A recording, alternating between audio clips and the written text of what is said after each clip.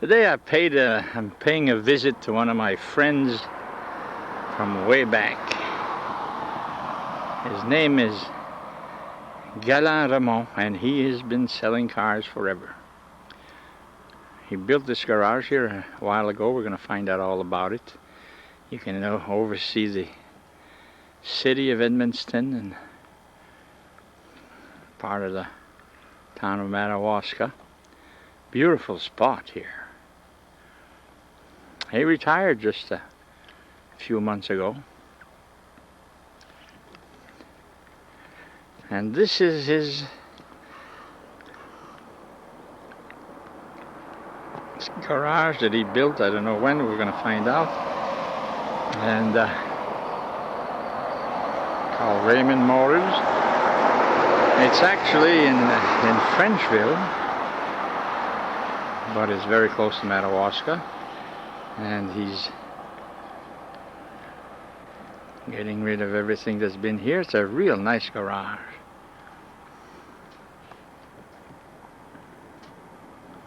Raymond Motors. Everything is brand new. Takes good care of his stuff.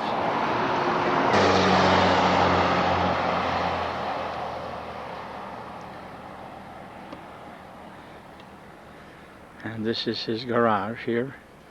3 doors, and that's his pickup. Well, we're here and we saw the outside of Gallant's, well, it looks like a brand new garage you've got here. You took good care of it. Gallant Raymond, who was originally from Dagle, Maine, right? That's right. Now you've been, you've just retired? I just retired last July 2009. So I've been in the business long enough. I says, hey, we hate to retire, especially when the business goes good. Yeah. But there comes a time that you have to say, hey, it's time to retire. Yeah. How old are you? I'm 69. Well, I think it's about time. Well, I think so. It's Yeah. 69. And a part of my I decided to retire was I've been thinking for the past 2-3 years, but then I lost a brother who was in good health, just a year and a half older than me. Pat, huh? Yeah, and that was part of my retirement because I said, geez, he's in good shape. He was in good shape. Then he had a brain tumor. No fooling. Yeah. Boy, that's never drank, never smoked. Let's put it this way. And it says, well, you know, that's getting to be common. Yeah, you never know. So it says that was a little part of my deciding my retirement. Oh yeah. How old was Pat? Pat was a year and a half older than me. Now he spent his life in the motor business. Did you? Oh yeah, Pat worked for me when I was at the Gallant Motors for over 25 years. Okay. Yeah, he was a head mechanic down there. Yeah, we hunted together. We did a lot of things together. So you were close to him. Yeah. How long did he last once he had the diagnosis? He lasted about, it was around Memorial Weekend the year before, so he lasted about 15, 16 months. Okay. He died in August of last year. Yeah, that's always tough, huh? It's always tough, yeah. Now how many children in your, let's talk about your parents, who they were, where they were from, and all that stuff there. Yeah, my parents were Wilfred and Liddell Raymond. We're from Dagle. And then Dad was born, I think, in Senegat. Okay. And Mom was born at Silac Noir, Black Lake. So what's her last name? She's a Karen. Okay, yeah. Avec Minal? Yeah, sister. Sister de Minal Caron. Sister Minal, puis, and then Mrs. Marie Pinette was married to Mr. Marie Pinette, and then. She was married later. No, Marie Pinette's my tante, one of my. Okay. Yeah. And Tucson Caron. Yep, they're all a big family. Karen's a big family. Yeah. So, Dad worked in the woods. We work in the woods.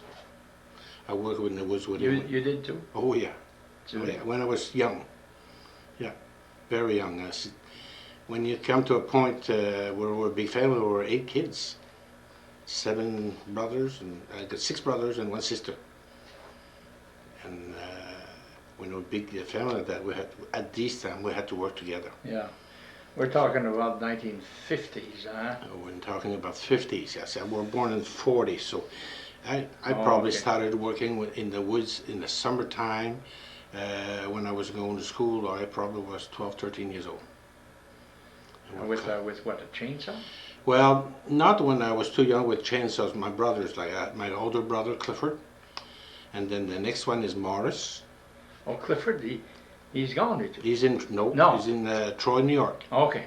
Yeah, and then my other brother Morris, which is Clifford, is 76, and Morris is 72.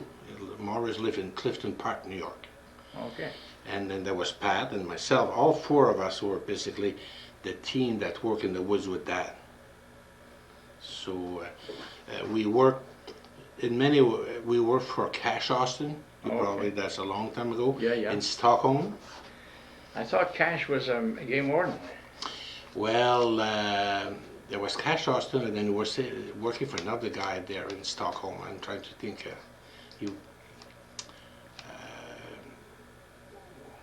He had a lumber operation. Lumber operation, yeah. And I think one of his foreman was Belen Petit. You probably Yeah, would yeah. know that out Fort Kent. Yeah. Yeah. So we work in Stockholm. We cut wood, we haul wood With with skidders? a truck. Truck. No, a truck. And there was everything was handmade. We had our horses. There was nothing else in that. No skidders. No. There was no skidders. Horses. Horses. And when I was young, I was the one who was taking care of the horse. In French, we call that twitchy. Okay, so you attach the logs to The the log horse? to the horse, and I was following the horse to the yard. Yeah. And then Pat and Morris was in the yard, and in the woods there was Clifford and Dad. So that's how we worked it. So that was the whole crew then? That was the whole crew, yeah. Now, working in the woods in the summer, let's say, That did you is, be bit there? that is, yeah. Boy, sometimes there's so many flies. I remember Dad had one of these old pump that you pump pine Oh, tar. yeah. He was telling us, close your eyes. We sprayed us with gee. pine tar. Oh, pine tar? Pine tar. That would keep the flies away Yeah. for a while. For a while. Oh yeah. Mixed with And your red. sweat. Yeah. But that was hard work. Let's put it this way, that was hard. Oh, yeah. And long hours. When you're looking, it's daylight to daylight. What? In the summer, that's a lot of Oh hours. yeah, a lot of hours. That's so. And if you really wanted to survive, you had to do that. You couldn't work 8, 9 hours a day like we do now. Yeah. Impossible. Yeah. I And remember- then you work Saturday too, I bet. Oh, Saturday's a working day. Yeah. Saturday is a regular working day. Yeah. It's just 6 days a week. Sunday, Dad always took off on Sunday. That was a holiday. Dad was a very strong Catholic, Yeah. and Sunday was a family day. Yeah. We'll go to church, family day. Yeah. So that was, sometimes we had to go feed our horse, but Yeah. and he bought some woods way back, near, you know where the Pelletier Road is at Dagle? Yeah. That goes up. Yeah. And he bought that, I think, from Dumont out of Fort Kent. He was, George Dumont? no, he was a town manager. Oh, Claude. Claude Dumont, yeah. I forgot his Claude's name. in Garçon George. Yeah, that's not George, yeah. So- But he bought some lot, he rented some lot, he sold some lot to them, bought the wood lot. We would cut the wood. And we cut there for a long while. So that's after Stockholm? That is after Stockholm, yeah. That is after Stockholm. You're going to school at Turlock. I was going to school, yeah. Did you graduate from high school? Yeah. Everybody did, or no? I'm the only one, that's the first one in the family. The rest behind me all graduated from high school. But the two older ones didn't. No, the 3 older ones did. 3 older ones. No, Pat went to high school. I would probably say Pat probably went, I don't know if he went half a year or less. Probably a high school. I don't think he went a year, yeah. But the Now, others, your brothers worked in the winters in the woods again, oh right? yeah, no, they were working the woods all the time, yeah. Yeah. Hauling wood, and let's put it this way, it's not a, I have all wood also when I was vacation, school vacation, let's put it this way. Tate Tepo? No. We were, well, it was normal. Yeah, And we worked hard, and you know something, that's, I think, the best thing we ever had, because we learned what life is, working Yeah. is. Oh, yeah. work is normal. Yeah, you wonder what the kids are going to do today. Oh boy, I hear some kids, it's 23, 24, 25, 26 and hasn't worked yet. Yeah. Ooh, boy, there's some surprises coming up ahead. Oui, ben, But no, working was, it's a way of, at that time was a way of life. oh, yeah, yeah, it was a necessity. And I mean hard work, I mean sweating, I mean, Oh, yeah. especially when we were in the summertime, we were either cutting or hauling wood. Way up in Stockholm, we had what they call a Collins siding. Right. You remember that? Well, I know because the snowmobile trail goes That's right just by right there. Collins Siding. Well, there was a road right there. And there was a railroad. Yeah, yeah, and we went to we were hauling there. And boy, I mean, you're looking 7, 8, 9 cars of wood in a small truck. At that time, it was a small truck. When that was all lifted by hand, so You'd cut them 4 feet long. yeah, everything was 4 feet long. 4 feet, so Yeah. that you'd have to move it from the truck to the train.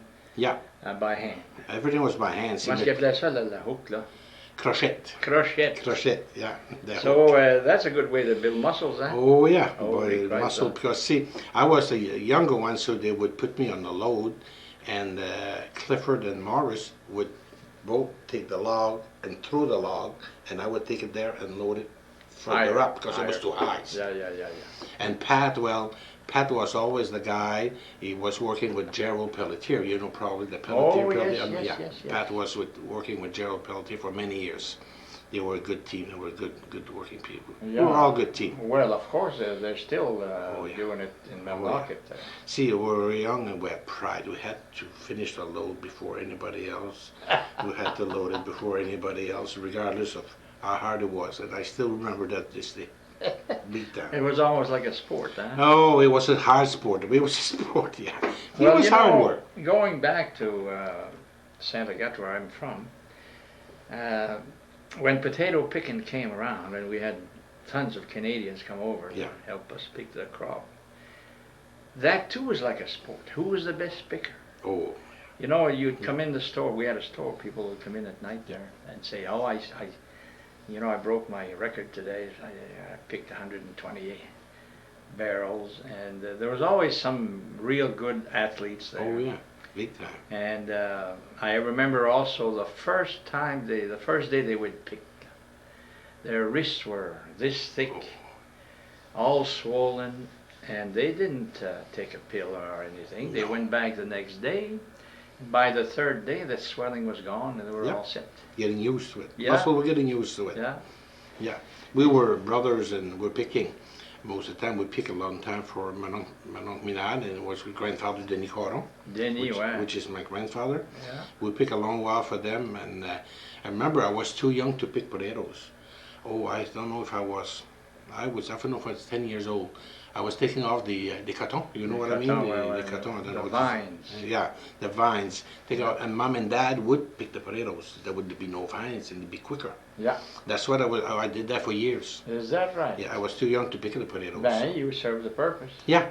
So we did it all together this way. Yeah. So when potato picking was time for that, you didn't cut wood anymore. No, we went potato picking. Yeah. You picked for your uncle Minad. Yeah, and then we pick along for Silvio Daigle, which was right close to home. Oh, okay. We did. We picked for him for years. Yeah, years, many years. Silvio Daigle. That's trying to remember the daughters there. That's now somebody married. Huh? The lady that's married to Judge Daigle. Okay, B. B. Silvio Daigle. Puis Madame Sierra, je pense. Yeah. Huh? That's where we were picking potatoes. Okay. We're close to us, right? Within half a mile to us. Now Daigle must have been a bigger place then than it is now, as far Oh, as definitely. Big farmers down there. There were every field were planted down there. Yeah. Every field. And every family had a dozen kids or a lot of kids. 7 or 8 kids. Oh. At that time, 7, 8 kids. 6, 7, 8 kids. If I remember right, I think Mom, she probably had 12 or 13. She lost very, very young. I lost a sister a year and a half. Oh boy. Yeah, one sister that was a year and a half after me. That was a tragedy. Yeah, that was 69. She would be probably close to 68. Then I got another brother who's retired from the Navy, Roland, who's 66. And then my sister is 62. I got to make sure they're the right ages here. Yeah. I don't want to put them older than what they are. And then I got Real, who's my brother. That's right, Real. Owns Sears in Fort Kent. Yeah. Is he retired? You do? No, Real right now is driving a big truck. When he sold Sears, he went back. He always loved trucking. I think so, because Yeah, he did that loved before. He did that before. He hauled potatoes, then he bought it. He was hauling cars, empty cars. Oh. Yeah, Oh, it's boy. postcard really. It So was that- long haul. Yeah. He must have been well paid for that. Yes, I think he told me he was doing good with that. And then he went back and bought Sears and Fort Kent, which he was doing real good. Yeah. And I asked him, "This is Real." Well, says Gallant, after 7-8 years, I get bored of what I do. I got to make a change. Yeah. He went back to trucking, and he loves that. He loves the road. He's going to retire trucking. Yeah. He's going to retire. He's doing good. And his wife goes with him. His wife goes with him most of the time. Yeah. So it's nice. That much better. How much better, yeah. And then Roland, he retired Navy for at 42. You mean he made a career? Made a career out of it, yeah. He was chief petty officer when he retired. Now he works. He drives a tractor trailer. He's been working driving a tractor trailer for He worked for me when I was across the street here in '91 when I opened on my own. So now you worked hard, which is a good beginning, Oh, because definitely. you understand that you have to work to make a living, and plus it's good for your body. Definitely. I mean, you don't have to go to exercise at that time, because you needed the rest on Sunday. You have the exercise. What did you do on Sunday? Anybody a musician in the family? Oh yeah, mom and dad. They were mom, dad, and Clifford. They were musicians. Oh, Clifford played the violin. Dad played the violin, and mom would play the mandolin. oh, I don't know what they call that, a mandolin or guitar, but at that time was a mandolin. They called it oh, a mandolin. it's a different instrument. Yeah, a matter of fact, and they had somebody from Fort Kent playing the piano with them, Yeah. and they were playing everywhere. Is that right? Matter of fact, they played in Saint Agatha, Black True Frank, which was a Long Lake sporting club right Sporting now. club, they played there? Yeah, they played there a long time ago when they were. That's a long time ago. Yeah, in the 40s probably. Yeah, that was. Yeah. And they played mostly on Friday or Saturday sometimes, and then on weddings. Oh, okay. Mostly Saturday. Friday night. Yeah, and the week they wouldn't play because we were working. Sometimes it'd be I Saturday. think almost all the weddings were on Saturday in those days. Yeah. And there were no afternoon or night weddings, because you couldn't say Mass except in the morning, I think. In the morning, it was all day thing. Yeah, this Mass at night, that was not, No, did not exist then. no. So Saturday was a wedding day. You Yeah. might have 2 or 3, but all in the morning. All in the morning at 9:30, 10 o'clock. Matter of fact, the first time when I got married, it was at 9:30 in the morning. Yeah. Saturday morning, yeah. Yeah, mine was at 8 o'clock in the morning. 8 o'clock in the morning, see. Yeah. Oh, well, that's nice, though. Yeah. So Sunday afternoon, they might have a little jazz session there where they got together in the family and Yeah. they played. Yeah, they played and that's how they learned playing Just for their together. own. Clifford's still playing. Clifford's a very good violinist. Oh, yeah? Dad was good, and Clifford is real good. He plays in New York, goes around here and there, and they Yeah. play with a group of people. Yeah. We went there. Matter of fact, we went there years ago and went to a. I have a friend in Saint Agatha. They used to go out on the porch, the whole family. They had 3 boys and the old man. Just sit there and play at Just night. play, enjoy. You take a nice summer evening in Santa Yeah. Agatha. There's only a car that goes by once in a while in those days. Yeah. And you'd hear that music, and you'd take a walk and go listen to them and Yeah. all that. And of course, they all moved to Connecticut, like most people. Mm-hmm. And he joined a musician group there, and he's still playing, and he's about my age, Yeah. 72. And they just love it once you start playing the fiddle. Yeah. Yep, the fiddle. It's lifelong. Yeah, Clifford, right now he practices, I think, mostly every day in New York. And he does that mostly every weekend. He's with a group of people playing. Yeah. Some's a fiddle, some is something else, but most of them are fiddles. Yeah. He's got a group in Fort Kent there that he meets once in a while. Oh, okay. The pellet here. I think Okay. they're very good fiddle players too. Back coming out of the little towns around here, like Wallagrass and Yep. New Canada and all that, there were some good singers too. Very, very good, yeah. Very good singers, Yeah. especially the girls. Yeah. And they're all over the United States now, and they still Yeah. sing and they play music and Yeah. stuff, and they come back here and they're proud to show us. Yeah. And it goes from generation to generation. Yeah. At the World Cup in 2004, we had some Neto girls who live in Massachusetts or Connecticut who entertained the crowd for a week. Mm-hmm. Parent avec Mike Nadeau, who sells. I know her. I got tape from her. There you go. Yeah. Very Yeah. good singer. Yeah. So your Rita, parents. her mother is Rita. She's married to Ronaldo Thibault out Of of Fort course, Kent. of Yeah. course. I know them real good friends. Yeah. Yeah. Where are they now? They're still in Fort Kent. They're in Florida in the Oh, wintertime. Okay. Yeah. Because he used to run the bus, and she Yeah. did too.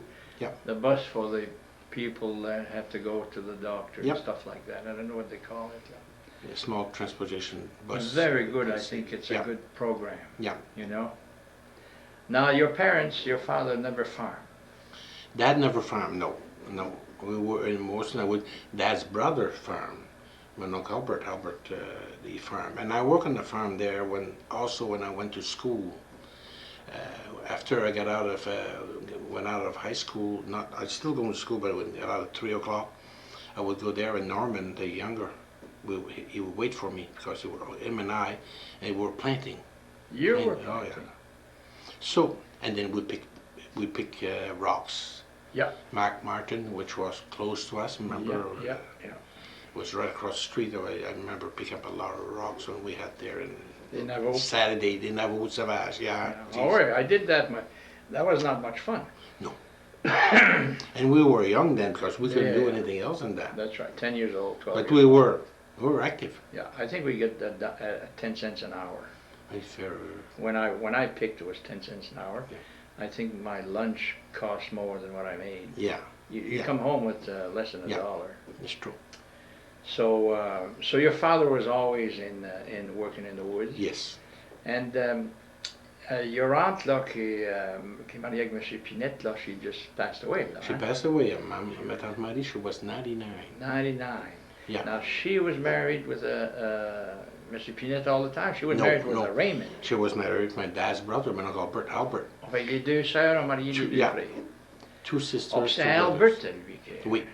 My Uncle Albert died very young. I Yeah, say I 60, never- 61. I never knew him. He probably was 60 years old. Died. He was blind. Oh, is that right? Yeah, he was blind. Yeah. You Dad mean- had two brothers that was blind. You mean all their lives? No. No. No, I say my Uncle Albert was probably blind. I could be wrong, around 50 years old. Wow. And I mean, when you look, only shadows. You couldn't see. If you go there, you know who it was. And then he had a brother with the same thing? Yeah, my uncle is him, which was the neighbor next to us. Oh, okay. And then he moved to Now, Lowestoft. Albert, lui, là, puis Marie, là, Oui. those were the parents of Renette. Renette, Renette. Yvette, yeah, Lucian, Norman, Mary May was married to Drake, Oh, Elwin Drake. that's right, because Renette, that were her relatives, Drake. And the Drakes were from Fort Kent, too. Huh? Mary- yeah. They moved Yeah. away, but... Yeah, Marimie died too. Marimie, she passed away. Is that right? Yeah. So now you're farming a little bit, you're working like crazy in the woods. You start to think, well, maybe I want to do something else. Yeah, do something else. I suppose. See, high school, I was the first home to go to high school. There was no bus passing home. See, I live in Dagle. We call it Dagle, but actually it's almost Willett. You know Right. what's called Willett at that time. Now it's Cross Lake. I think it is. Cross Lake and But see, the other one's New The Canada. school bus would turn around at the little store in the bottom near the cemetery. Trying to remember the store name. Is that next to the pond, No, Dagle Pond? no, more towards right in the bottom of the cemetery. Cemetery was there. There was a little store there. They called that. The name's gonna count that little store. Yeah. That's where the school bus would turn around. Toi, là, t'étais plus loin que ça. 3 miles. 3 miles further. I had to walk to the bus and Oh. walk home. 4 years. High school. High school. Now, I tell that to my daughter. She laughs at me. She doesn't believe me. Ah, Dad, you're making things up. But I wasn't making things up. That's 3 what it miles was nothing for you.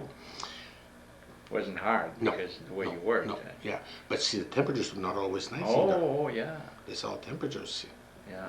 So that So- was the year I graduated. The bus passed on. The next year it passed on. So my brother was always on the bus, Ah, which is rolling. The next one next to me. He and always they took all the went bus. to high school. Yeah. Now,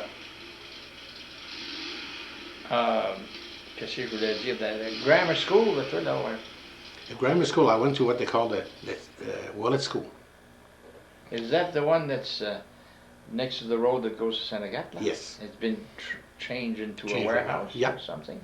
That used to be a school. I went there eight years.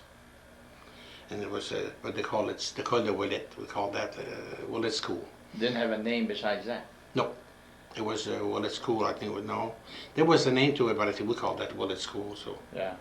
it's and we had 8 grades, 2 teachers.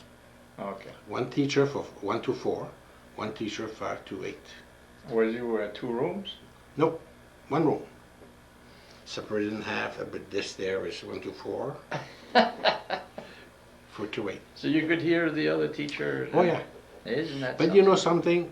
It's a 1 room. We had good teachers. We had 2 teachers. They were both Mrs. Wallet. One was Mrs. Ledo Wallet, who lived in Cross Lake, and the other one was Mrs. Wallet, who lived the neighbor.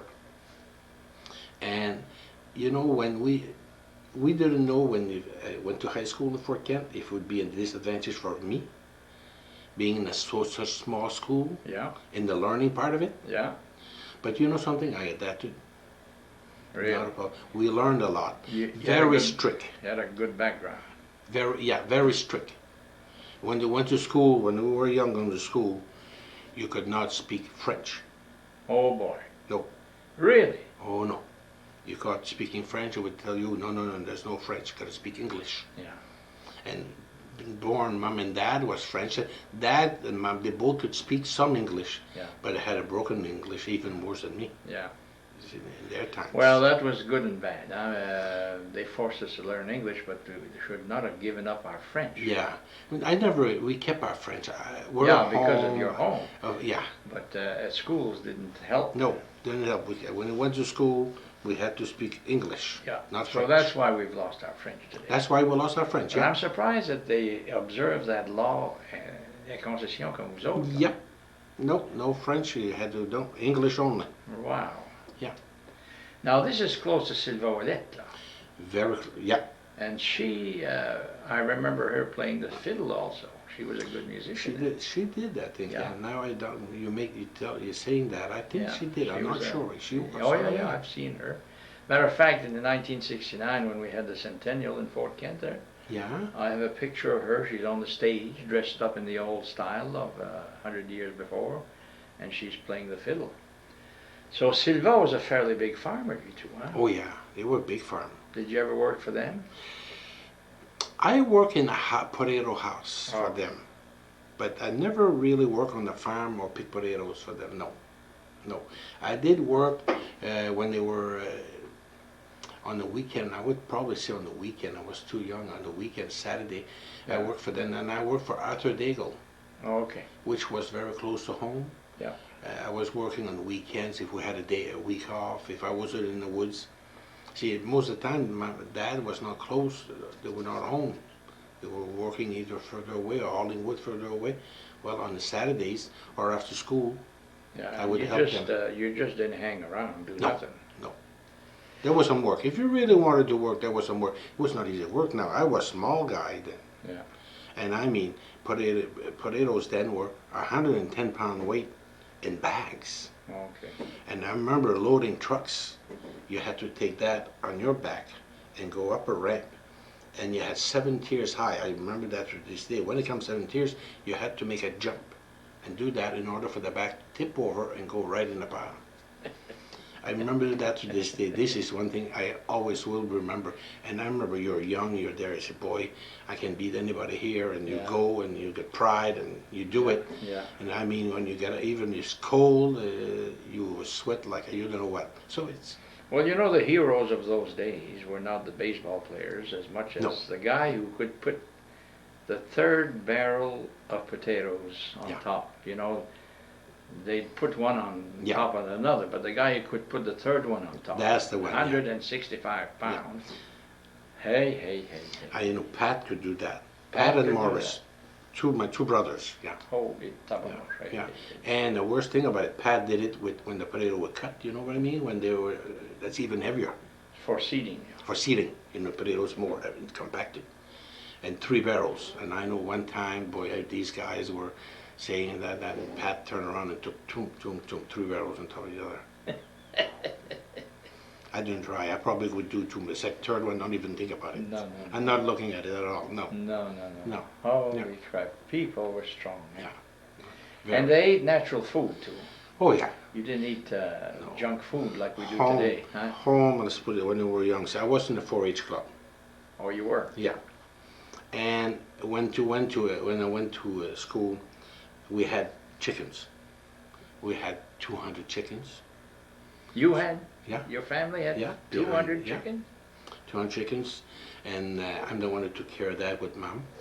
It's more me with Mom. Me and Mom, we work a lot there. And we had 25, 30 turkeys. Wow.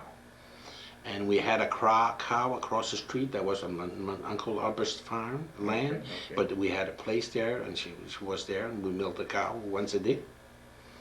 And we grew our own garden. Yeah. So, thank God, with a family like we have, and Dad was a good hunter.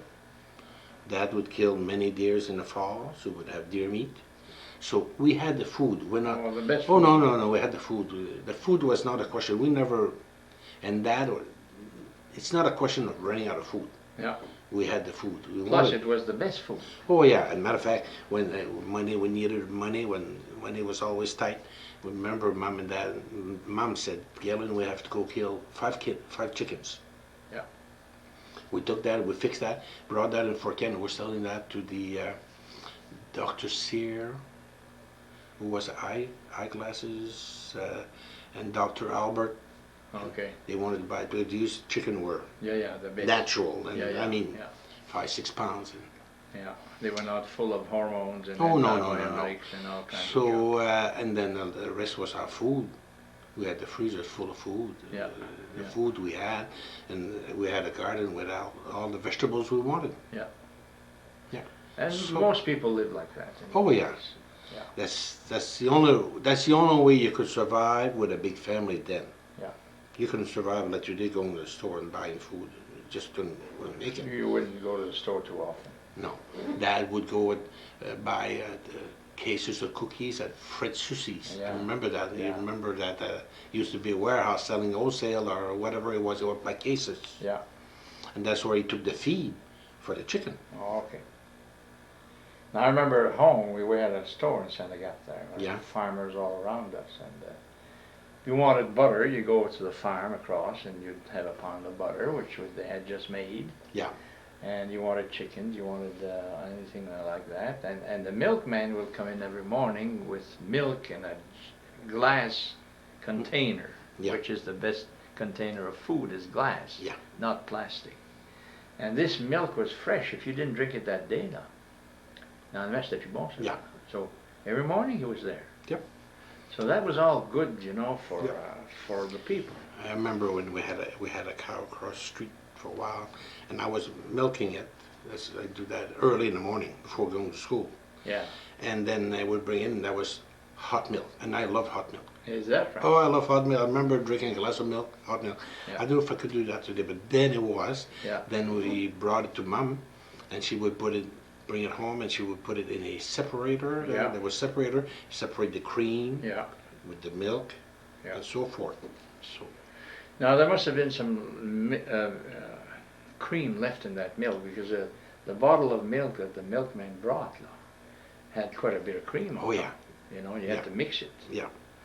I remember when I go in the 4-H club, we had to learn which cow gave more rich milk, Oh. and the Jersey cow was the one with the richer, more cream in the milk. I remember that to this day, and these are things I learned. And in those days, cream was valuable. Yeah. It was not something that you No. throw away and you didn't want to drink, because No. it was the real food, you know. Yeah. So you're coming out of high school, Latwila. What do you do? Coming out of high school, I 17 years old. I was one of the youngest one, graduating from my school. Me and a little Dago guy he's in New York right now. And right when I out of high school, Pat Pelletier, Fort Kent, owned Acadia Motors. He had started Acadia Motors in Madawaska. Yep. He was a farmer who went from farming to selling Fords. Yeah. The one who really employed me was Pat Pelletier Jr. He's still in Fort Kent. Right. He used to work for the state, auditing for the taxes. Yeah. And he asked me if he wanted me to get a job in the parts department. Okay. So right out of school. Now, what year was that?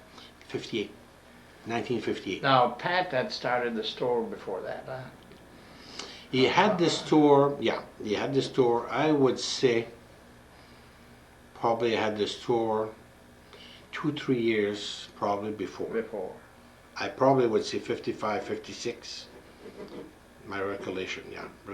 So how do you make a parts man? C'est rien de tout. Nope. So you just had to learn on the job? Learn. I went there because they had a parts man had left. Oh. So I went there and I learned on my own with books. And I learned parts on cars that I always loved cars. But I really wasn't a parts man. I did parts in the car when somebody asked me, especially when people from Canada asked me, they came and asked me for a certain part, which was, I look at them and say, well, what are we talking about? He asked for like a tab. It's a lower control arm. I always remember that. That's the first thing somebody came and asked me. He wanted a tab for a certain car. So I says, well, what did they say? It's a lower control arm. Yeah, but what did he say? They call him tab. Tab double. Oh, it was a lower control arm. Oh, okay. Where the cross ring goes on. There's a lower and upper control arm. And I always remember that's the first time somebody asked me from Canada in French, he wanted a tab. I says, I look around and said, I went to see Pat. Said, he wants a tab now. I don't know what the tab is, but we'll find out what it is. And he told me what it is. And this is how I learned. Yeah. Within a year, I was parts manager. Wow. And within 2 years, I was a service manager. I was taking care of the shop. And then I was selling cars by night. That was about 1959, 1960. So on your own? Yeah. You could sell cars. I was working for them, but it was cars, but I had to do that daytime some, but I didn't have too much in daytime. I was everywhere. So I was doing that by night. Now there were other car salesmen there. There was a car salesman, yes. Pat was a car salesman. Okay. And they had another car salesman besides that, yes. And that was not a conflict? They were not unhappy because you were doing that at night? No, because most of the car I was selling was in Fort Kent. Oh, I see. It was people I knew in Fort Kent. I sold a lot of cars in Fort Kent. Well, you sold me a bunch. Yeah, yeah. So this is how I started. So already now you get the bug for selling. Yeah, yeah. You're I was in 60. You're probably a born salesman, huh? No, I wouldn't say so. You know, Mark, I was so shy. Is that right? I was so shy going to 4 years of high school, it killed me. To this day, I wish nothing like that to anybody else. I wish that to nobody else. You mean while you were in high school? Oh, very, very shy. We were quiet people, yeah, but shy. I mean, so shy that if the teacher would ask, you know this question? I know the answer. But no way would I would say the answer. No way, no way, no way, no way. I would shut up and not say a word. I couldn't even open my mouth. And to this day, when I see somebody that's young, matter of fact, I talked to somebody last week who was very shy. I says, well, try to get over your shyness. I did it with the public, working with the public when I started at Acadia Motors. That's when you came out of your... Yeah, that's the shyness, the killer. The killer. Yeah. And I still was shy 10 years after, but it went away, it went away, it went away. And today when people that has not known me, I'm still shy, but not shy like I was. Never, never, never. It's something, C'est quasiment une maladie. It is. Because you're... No, it is. And I'm telling you it is. I remember that. I could be so much better in school. You're never comfortable. Never. Oh, no, you're very, very... You're afraid that the teacher's going to ask you something? Yeah. Oh, geez, boy. When we had to go to give a speech, that's something. Oh, boy. I wouldn't sleep the night before. Yeah. I couldn't sleep the night before. I'd go to bed and I just wouldn't sleep. Just think about it. Yeah. I mean, it would kill me. So today, I think about that and says, oh boy, if I wish I'd be back Yeah. there, but hey, we can't go back, but Yeah. at least we can think about it.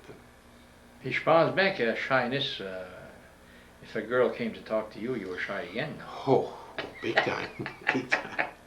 You ever seen the guy go red like a tomato? That was me. I mean, big time. So that's why I really never dated a girl before I was 19 years old. No. Yeah, now, were your brothers like that too? Was it, we were all shy. yeah, you're not, Yeah. No, we were all shy. No, we were all quiet, shy Yeah. people, yeah.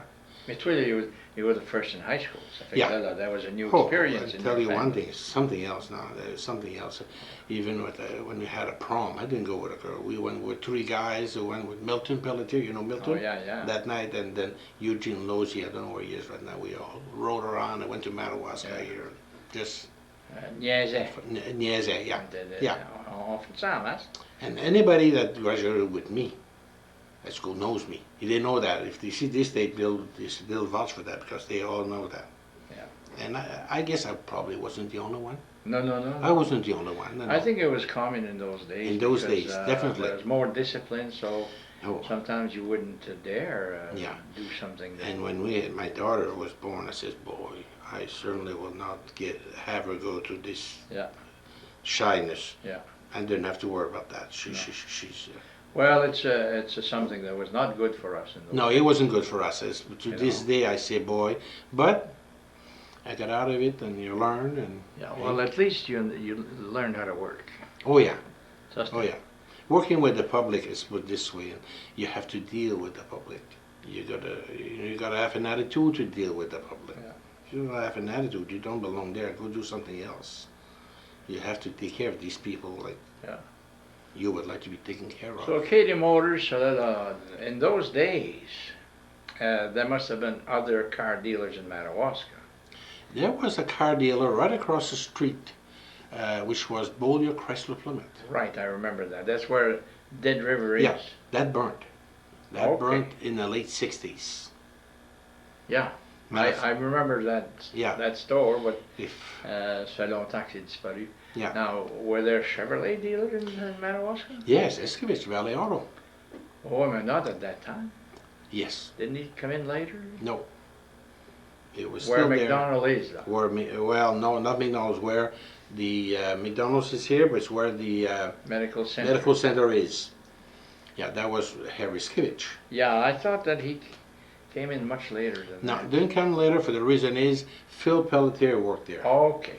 And Phil Pelletier and I were raised a mile apart. And we started at the same time. You were neighbors. Neighbors. Yeah. They're just about a mile apart. I know good dig. Yeah. And he worked for Valley Auto, and I worked for, and boy, that was Chevy and that was Ford. Yeah. And that, boy, that was something else there. Big competition. Big competition. Yeah. Yeah. So Madawaska at the time had the three major American car Yeah, they companies. had it, yeah, at that time till before the Dodge Chrysler Plymouth dealership across the street burnt. We were three dealers, and then there was Rogers Auto Sales, which Roger Pelletier, before Roger bought Acadia, down at the other end of town. Oh. Well, he sold what? Used cars. Oh, Roger Pelletier? Yeah, he was selling used cars, and he had some cars coming in from Anderson Chrysler out of Caribou. I remember that. So that's in the 50s and 60s. That was, well, that would say, that was, I went there in 58, yeah, early 60s. I didn't know Roger had Yeah. a used car. No, Roger, they called that Rogers Golf Station, and it was a used cars. Yeah. Is it where, what's his name, has a Bob, has a store now? No. No. Way on the other side right now, that is right near the Beyond Central Building. Okay. Right Yeah. beyond Central Building, that place right beyond Central Building. Yeah, Morin, là, qui Yeah. fait des châssis, je Yeah. pense. Before, Okay. just before that. Yeah. So how did Roger get into this occasion? Roger bought, Pat Pelletier sold to Roger January 1961. Oh, Roger took over in 1961. not long after you got there. No. I was there 3 years before Roger bought it. So how was, he wanted to keep you on as parts man? Oh yeah. Yeah. So I was parts man and service. I was running the shop and everything. Yeah. So that's how we worked it out. That was a good garage for a long time. Oh yeah. See, when way back then, when I was general manager, and when Roger got sick and Luke Bugorn, who was the manager then, got sick also Yeah. in '79. I was general manager. I went in the general manager, taking the whole place. We were 23 people working there. Wow. Yeah, we were 23 people. So Roger, I mean, he bought that in '61. That's Yep. a long time. Yeah. Now you were salesman. No, I was parts and service Parts, manager, okay. and service manager and salesman, part-time salesman, especially more at night. Or if somebody came in the daytime, there was nobody around, then I would take care of him. But Okay. I was running everywhere, so it Yeah. was very hard for me to do. I didn't. Yeah. But when did you become just a salesman? Did you ever? No. Oh, so you were I was parts. general, and I was when in 1979 I went to general manager. You were the boss of the whole Yeah. thing. There, Roger had bad heart attack, and Luke was sick, so I took over. Luke was a salesman. Luke was the general manager. Okay, before you. That's Roger's brother-in-law. Okay, Bourgoin. Bourgoin, yeah. Okay. So when they both got sick, somebody had to take over, so I took over. Yeah. And I built the business. I built a good business. We did a good business, let's put it this way. But a lot of hours. Yeah.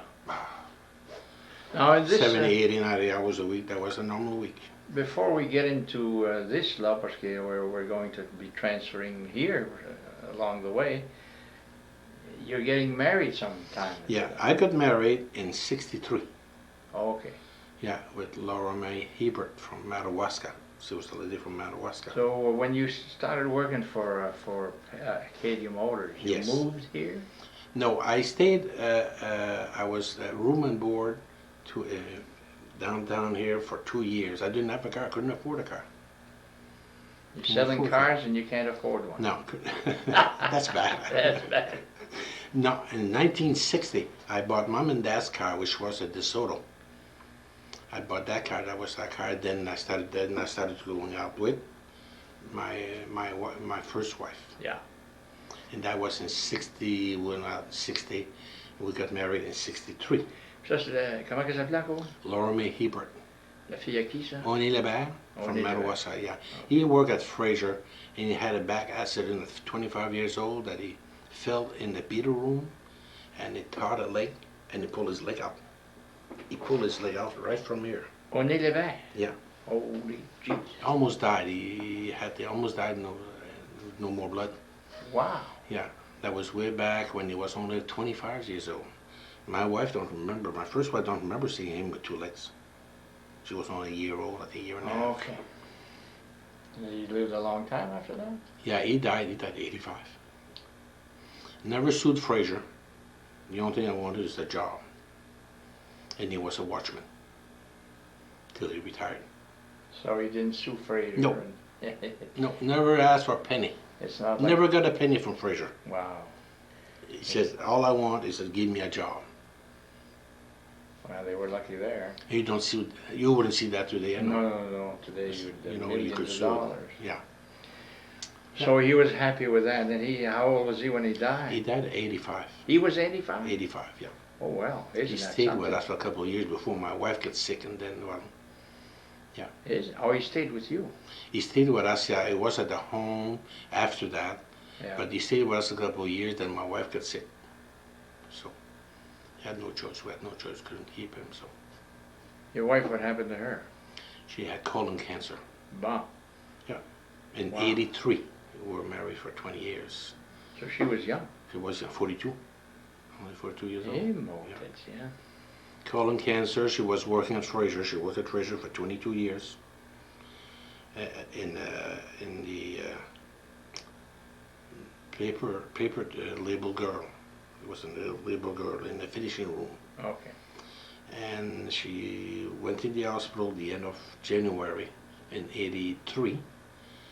and she stayed 61 days in the hospital, 3 operations. And when she got out in April, they gave her 2 months to live with cancer. It was stage 4, Oh, 4.5 advance. Isn't that something? And she died in October. Now that's one hell of a shock for you. Ooh, 42 years old. Wow. And that's the year my daughter became, she was graduating, she was 18 years old. She had my daughter at 1965. She was 18 years old, she was Miss Madawaska. She went to the pageant, Well, and my wife was sick. oh, Boy, that was tough for the whole family. wow. It was tough for my daughter, it was tough for me, it was tough for my wife. And it's So you had just one daughter. one daughter, She was Miss Madawaska. Miss Madawaska, yeah. Ah. Yeah. Where is she today? She's in Cape Elizabeth, she lives in Cape Elizabeth. Oh, She works in South Portland for Blue Cross Blue Shield. okay. She's an analyst, so she got a good job. She's doing a good job down there. She's got married to Jim Ryer, nice guy. He works for FedEx, been doing it for years, yeah. I got 2 granddaughters. Bon, ça c'est beau. Oh yeah, I got a 5-year-old and a 7-year-old, and we're going there for Easter, past Easter with them. So Yeah. Well, that's a tough year, 1983. very tough year, yeah, very tough year. In the meantime, you're also managing the Ooh, I would Canadian do Motors. that, yeah. See, I put my work after when I fell alone in '83. I put my time in work. I was working hours crazy. I had my take care of my home, and then working at the dealership, and then hours. There was no hours. If it's 8 o'clock, I go home to eat. It's always been like that when I was working at Acadia. There was no hour to eat. If there was a customer there, I finish with the customer before I go eat. Yeah. We don't see that too much today, but that's the way it was Well, then. you were brought up like that. Huh? Work was Work was part of your life. Yeah. So you didn't shy away from it. No. So that's why when in 1991, that I decided to go on my own. So that's 20 years ago, almost. Almost 20 years ago. March 1. What happened there? You were still a widower at the time? Yes. You were not married? No. So I was going out with my wife now. Okay. I started going out with her in 1990. Okay. So what happened there? The Acadia Motors, it doesn't exist anymore, did it? No. He had a good, I don't know what happened. Very good business. I wanted to buy the business. But Roger had 2 sons, which I was part of their family, Bella and Roger and Oh, yeah. Denise and all the 2 sons, Jason, and the other one's a police officer right now. Just like a family. Is he a police officer here? One, yeah. In Madawaska? He's a police officer. And Denise in Madawaska. works in Madawaska too, Yes. isn't she? Yeah, she was in Madawaska. She's a beautician or something Yeah. like that? Yeah. So he wanted to transfer this to his kids? Well, he wanted the kids to say, I wanted to buy, I wanted to know a price, and then he would back it off and says, Roger, I got to know a price because I want to do something. Yeah. So, and then at one time he says, hey, Gallant, I just can't sell because I had tears in his eyes, and I do understand it was his business for so many years, which himself wanted to keep that business. Yeah. Well, 30 years. Yeah, so he wanted to keep it for his, keeping the family with his sons, and which I understood that. So I says, well, I was there for 33 years. Wow. We were there for 33 years. So I says, well, I always wanted my own dealership. This is one thing I had in mind a long time. Oh, yeah? So then in 1991, what I decided to do is I decided to go, I rented across the street from here. Really? Was there a garage there already? Yeah, that was Rascal Motors. Rascal. It's still there, isn't it? Yeah, still there, yeah. I rented that in 91 till I built this place here in 97. So you were selling cars there for 6 years? Yep. Yep. Now, at the time, I remember, people were aware of what was happening there. You had left Rogers. I had heard that you had bought some land on the way to Madawaska from here on the right side, Yes. up against the hill. And there was Yeah. a lot of work, excavation going Yeah. on there. People said, well, that's what Gallant is going to build this Yeah. this dealership, and c'est un gros job, je pense. Hein? Well, I bought 7 acres there. That was a big hill. Big hill, yeah. It had been tested, and it says it was not. It was good. It could be something that would be easily taken out.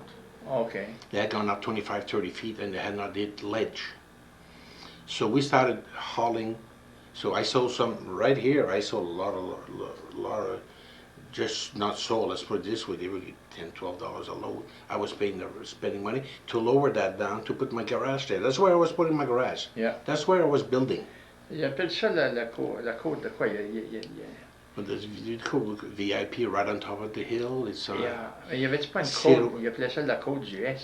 C'est ça, c'est Non. C'est plus par là-bas. plus par là-bas, yeah. It's more by Yeah. there, yeah. But Yes. anyway, it's up against the hill, and it's right Yeah. as you get into Madawaska. I still own that right now. I got almost 700 feet frontage, Oh, okay. and I go back 700 feet. So I got a good piece of land there. We hauled. I had Jim Daigle haul, starting hauling. Hey, one day they hauled 300 loads, and they were hauling right here. What was here? Here was a big dip. Dip. Yeah, that was Ross and Jordy Parody on this place. Oh, I see. So I was hauling the stuff here, and if I would have known how many loads I probably wouldn't have started. So you're just filling in this. I was filling this place. Yeah, That was you didn't get paid for that. they were paying about, I think it's $12, $13 a load. The rest I was paying myself. I was paying Jim. All they was paying just a load. So it was good for them to fill out the place. Anybody that wanted to fill a place, That's a good deal. it's a good deal. So we hauled, and for a while, for a year, and then the next year we did some more, and then the third year we had Long Lake Construction come in. Lane? Long Lake Oh, Long Construction, Lake. yeah. Oh, okay. And they hauled here, and after I'm done, I hauled 5,600 loads. Oh, okay. If I would have known that from start, I would not have hauled one load. Now what happened? That you hit ledge. I hit solid ledge. I had I was well over halfway done. I hit solid ledge, but I still wanted to build there because I had not bought this land. And I had a big D8 come in with a ripper. Okay. Oh no. No. So that was no, just taking the top off. It was just with solid ledge. You needed dynamite. Did dynamite, so I called a company out of main drilling and blasting out of Gardner. They came here and they blast for 3 weeks. Ça te coûte de l'argent là-dessus. That cost me 40 grand. Holy jeez.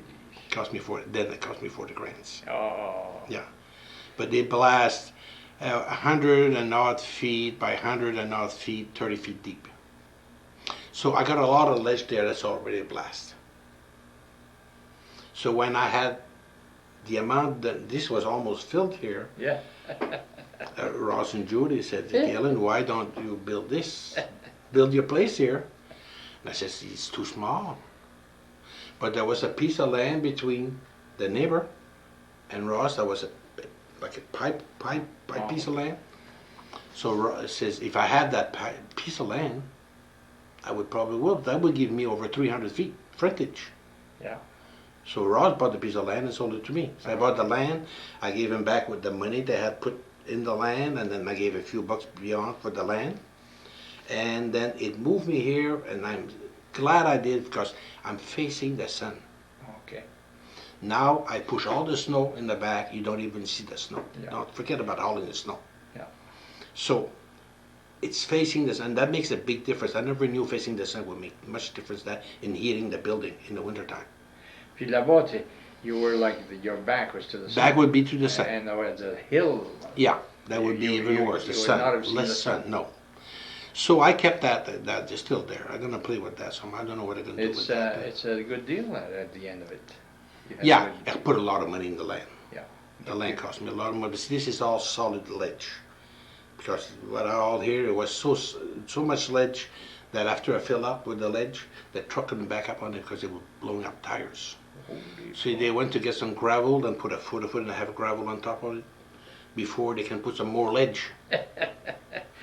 So it wasn't expensive. Let's put it wasn't expensive. I would think so. But where do you get a nice piece of land, 302 feet, I think, by 200 and odd feet, level ground, US 1 route US like 1. this? Where do you get a piece of land like that? Yeah. There's none around. Yeah. I know. There's no good piece of Yeah. for a property. Plus, you're at the right space. At the right space, So right. you're That's coming right. out of Madawaska. Yeah. You're close to St. Agatha and Yeah. Frenchville and Yeah. Fort Cantu. And Yeah. certainly, it's a very attractive Yes. location. Yeah. So now you're. That was in 97 when I built here. Yeah. Now in between that, Now your business over there across the street was going good. yeah, I was doing both business there. I remember the year I built in 97. I was running there Yeah. and running here. A crew people working here. Yeah. I mean, boy, I was young then. You had a good training, see, from Yeah. way back. Yeah. You're not And then- afraid of work. In between that, I got married in 94 Okay. to my wife now, Marie. Okay, between, 91, 97. Yeah, I remarried. So I was almost 12 years single. But I met my wife in 1990, so we got married in 94, summer of 94, in June. And then she has 3 sons.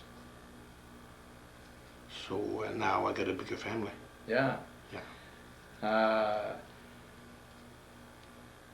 How many people did you, like you say, Acadian Motors employed 23 people. How big did this get here? Well, I thought I could do a lot by myself, but after a while, it's not true. No, I'm no, selling no. too many cars for that. My sister, Doris, worked for me Oh, as a secretary. She worked for me for 10 years, okay. there and here. And then I employed my brother, Roland, which was here then. He bought my mom and dad's place. Is that the one from the Navy? Yes. So he retired at 42. Yeah. Still young. Yeah. So he worked here. Yeah. He worked across the street. Oh, across the street. Yeah. And then I had a mechanic. So we were 4 across the street, but see, then I was traveling, buying cars, doing this and that, and it kept me real busy. Very busy. But I was doing good, and when everything goes good, you do what you have to do. Yeah. You were not working for nothing. No, I'm very glad what I did. Now, one of the things you should probably explain to me is how do you get cars here? You're not a dealership like Ford. Mm-hmm. You can sell any car you want. Yeah. And how does that work? How do you not step on somebody else's, or do you have any conflicts? Well, or so how do you buy cars? I had a good base with the dealers that I knew. I knew dealers from everywhere. I knew dealers throughout the state of Maine. I knew dealers out of New Hampshire. Anything, if somebody wanted a new Ford, I would go and get it for him. So you could sell new. Oh yeah. I've been New selling- or yeah, all brands. all Somebody wanted brands? to buy a certain unit. It was one of my customers. I'll go get him what he wants. Yep. And I did stock a few new ones till the big rebates. Some rebates came out. When you buy it, I wouldn't get the rebate. A month after, if I didn't sell it, the rebate come out. I had to watch out for them. So then I wasn't stocking new. So the regular dealerships would get a rebate, and you wouldn't. Yeah, because I already had bought the Oh. unit new, and then it was considered as a used. Oh yeah. So then I had to watch for that. So then I wasn't buying new unless it was sold. I had to get it. It was sold. And then Oh. I was dealing with a lot of dealers when they needed cars. I had one. I sold it to them. And when I needed cars, I would buy from them. I was dealing on the phone, a lot on the phone with. I had 2 big outfits I was dealing with from downstate. One was in Massachusetts, another big outfit, and he was in Maine and Massachusetts. The other was in Maine, with good, solid outfits and people that I trusted. I dealt with them for 10 years, for 10 to 15 years, and we had a good relationship. They sent me the cars here. I would check the cars and then send them a check after. So they have trust in me also. Okay. When I had craft carriers, bring the cars here. And then in the past 2, 3 years, 4 years, the last 2, 3 years, I had the car shipped in Bangor. It was too costly. And I had some men go down in Bangor, pick them up. Okay. Pick 1, 2, or 3. Yeah, I've heard where people would go pick up cars. Yeah. Yeah. And so you did Cost that. me less money that way. Is that right? If And they bring it here in a truck, that's a good Yeah. chance. Well, it'd be expensive, yeah. But not only that, see, if I needed a car, and the carrier wouldn't come from 1 or 2 cars. Oh, Carrier yeah. carries 9 cars. Yeah. If I had 4 or 5, they would, but only 1 or 2 cars they wouldn't. So then the car would be staying in a lot in Bangor for weeks. Yeah, yeah. It's my car. And So I would go you, get it. you had sold it before? No, or no, no, it was sold for stop. Yeah. Oh yeah. But you could get a car for anybody. Yeah. That they wanted. Let's say I want a car that's 15,000 miles, a year old. You'd find it and bring it here. I would find it. I had source to find it, and very, very fussy on what I buy, because what you buy is what you sell. Yeah. That's a big thing right Yeah. now. You don't buy wrecked cars and sell them. The car You is don't not want somebody wrecked. to No, come no, back no, and no. say, hey. I don't have a body shop here, so. You don't have a body No. shop here. No.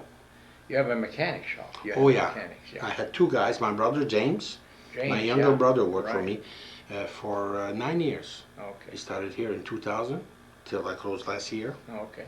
Yeah, James, he was my right arm man here. He was helping me at the last, selling cars, prepping my cars, and we were working together. No, James was a So good. your family was involved quite a bit. Oh yeah, I get along with my And- brother. I get along with my brothers. I get along with my sister. I get along with them. Yeah. And I had Doris working for me, which is Yeah. Doris wouldn't harm anything. She's a very honest person. Yeah. Very good person to have in an office. I wouldn't be afraid nobody would steal me. Yeah. The same with James. I Yeah. could go there and if somebody gave $5, I know I get the $5. The thing is, see, today they say your employees are the key Oh, to a definitely. successful business. Now, Definitely. if you have employees that are trying to steal from you, you know, or they don't want to work. Yeah. Number one is having good employees. Yeah, having good employees and paying good to keep you good employees. Yeah. I always keep saying, if you pay a guy high price, you got a good employee, you're going to keep him. He's worth his money. Yeah. You can have a guy at low price that you're going to lose money with the guy. You don't Well, want that guy. he's going to look for somewhere else to Yeah. go. So somewhere else to go, and then a good employee is never paid too much, and a bad employee is always paid too much. That's the way I see You know it. what I hear right now from people, most people that I play tennis with in Edmonton, they're all Canadians and they work for Fraser. Mm-hmm. And they hear a lot of rumbling right now at Yeah. Fraser's Yes. because everybody's unhappy. Yeah. You know, the big guys took all the money and now they're trying to cut wages Yeah. and pensions on the little guy. Yeah. I So hear that a lot. Fraser, there must be quite an atmosphere in there. See, whew. People are not happy. And so there's so much greed, huh? Ooh. Fraser's just an example. Yeah. See, in a workplace, 50% of your business is attitude. Oh yeah. Big time, big Yeah, time. If a person did not have an attitude, he wouldn't work for me. Yeah. No. You're gonna Because be happy to work for you. He's happy for work for me, but see, the attitude goes on to my customer coming in the door. Yeah. That follows on. Yeah. If you have a bad attitude, with either when the customer comes in, you cannot have a bad attitude. No, Because that customer is coming in for service. that's right. You take care of him, he's gonna come back. Yeah. You don't take care of him, he's gonna go somewhere else. That's right. And that's business.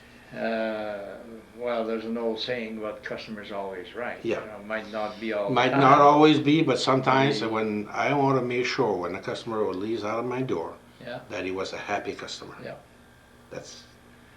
That's something that you learned as you went along, and you knew that Oh. almost from you Knew know, that from- instinct. Oh, Almost yes. an instinct Yes. that says, okay, I've got to make this guy happy here, Yep.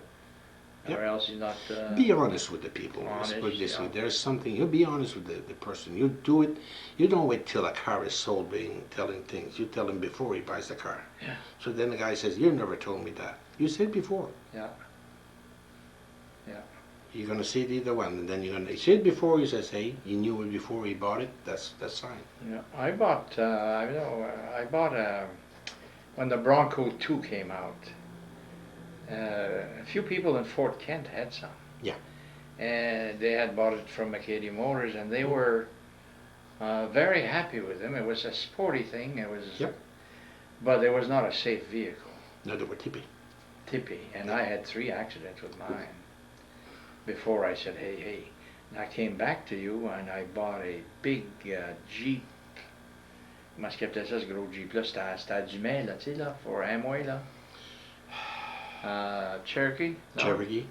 No, it was not Cherokee. It was not a Cherokee, no. Jeep.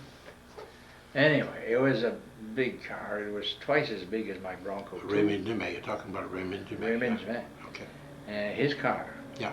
And I took 3 flips with that Bronco too.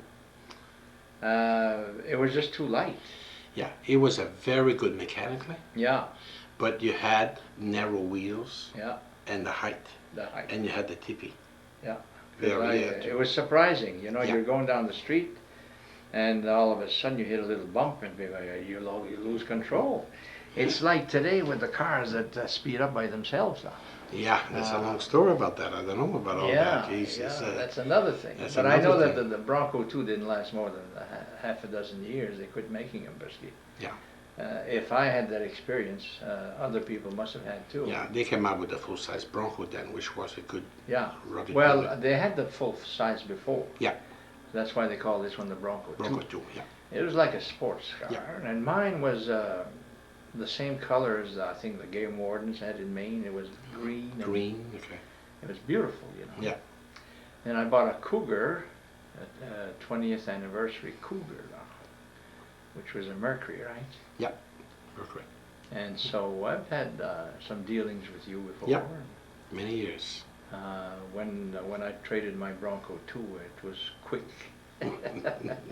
Quick decision, huh? Well, I didn't want to go through another winter with that, Yeah. you know. So, but I hear that mechanics like your brothers used to know how to fix a car, and now with all the computers, it's a different story, isn't it? You have to be the old mechanic. They used to be very good mechanic. Very good, yeah. With the new technology. And if you cannot read the book and understand the book, today you work with testers. See, right here I got a Motors tester. Matter of fact, I got it for sale because I don't need it anymore. It's Snap-on Motors tester. You come here with your car, you got a light that's on in the dash.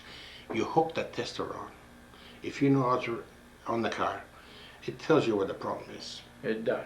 Yeah, but you got to know to test. Yeah. Voltage, electrical. Yeah. This is the big thing right now. Electrical. You know how to read an electrical book. If it's a closed loop, open loop, and so forth. You got to have that. You got to know that.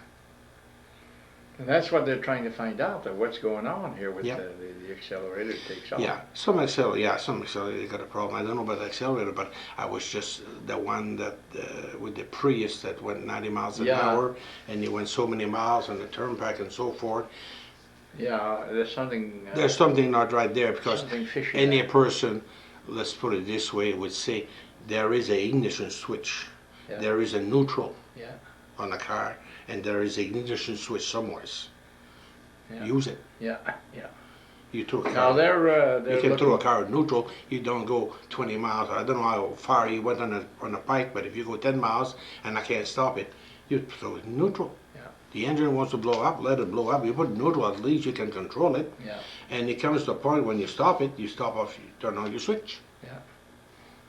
Yeah, that looks like a strange. There's something there that when I listen to that, I says, well, I think there's something there that Yeah. doesn't make much. Probably. And I don't think, he says, all I heard is not going to sue the company. Yeah. He can't sue the company. Nobody sitting in the courtroom saying he went 10 miles, I couldn't stop it, he couldn't stop, and there's a neutral, and there's a switch that was not taken off. I got a hard time to believe that. You know, after all, I think I've been in business long enough here to say, oh, come on. Yeah. Anybody would know you. Well, you know, people take advantage of all situations. Well, we hate to talk about that, but they think there's something there that's not a. Yeah. All right. So, Galen, you were, how long was your career now? You were 33 years at Acadia Motors? Yeah. And almost 20 years? Are you talking over 50 years? 52 years. 52 years? From out of high school Yeah. into this, automobile business. and you graduated, I mean retired just last year. Yep. And that's long enough, 53 years. Yeah. But you enjoyed it, though. I enjoyed it. It's a life that I would do it back all over again. I enjoyed what I was doing, and I still enjoy. I got to gear myself for this, because I still, since I come here and I sit on this here and I see the auction going on my computer, I just look at it and says, no, you paid too much, and you should have bought it. There's the computer. Yeah, right and there. this is one thing that I have to get. You remind me of Arms Labby with Netto House of Furniture. He's there every day. Okay. He's retired. I'm here a lot. I've been here working here, so I think I had a lot of books. Paperwork, not books, paperwork. I got to take care of my paperwork out here if I want to sell this. Yeah. Paperwork, you wouldn't believe. See, old paperwork up to 2,000 you could throw away. 700 pounds. I had that shredded out of Prescott. But the rest I got to keep. So I got everything at 43, 44 boxes home in my new garage. Paperwork from here. From the year 2000? Yeah. See, I sold over 3,000 cars here just since 91. Okay. That's a lot of cars. Yeah. So. And is it the law or the rules that you have to keep? If they come to audit me, then I got to have the proof to say. Well, my accountant told me, Mark says, Gallant, you got to keep your paperwork. So, how long do you have to do that? Well, I got to keep it at least minimum of 7 years. So every year I could go and take off a year. Okay. But I'm not going to do that. Yeah. It's there. It's there, and then if it's needed, I'm going to go there and get the paperwork. That's why there's no many files. The files I got on here, I brought it home. A lot of paperwork I got to keep a lot of paperwork I got to keep forever. Make sure there's no fraud. I'm not worried about that. But hey. And now this is how you work. You came in here and you worked a lot with your computer. A lot of the computer with the public and customers on the phone. This is one thing we use a lot. The phone. The phone. But computers, let's say 40 years ago, you didn't have any. No. So when did you start fooling around with that? Because that's a tough. 2005, 2004, 2005. So hasn't been long. No. The rest was on phone, dealers, people I knew. Yeah. And dealers, see, you got to have a dealer you can trust. If you don't trust a dealer, you don't go in the door. I don't even go in that driveway. Yeah. If it's a dealer I don't trust, I don't want to go there. Got to be a dealer you trust. Yeah. You to deal with. And they did the same with the dealers also. They came back to me and said, we need a certain piece of equipment. I had it here. I sold it. Okay. Did you have a hard time to get used to the computer? That's hard on people our age. Well, I never had a computer in my life till I started that. I had my first computer here was in 2002. It was just, but now more and more I'm getting used to it more. Yeah.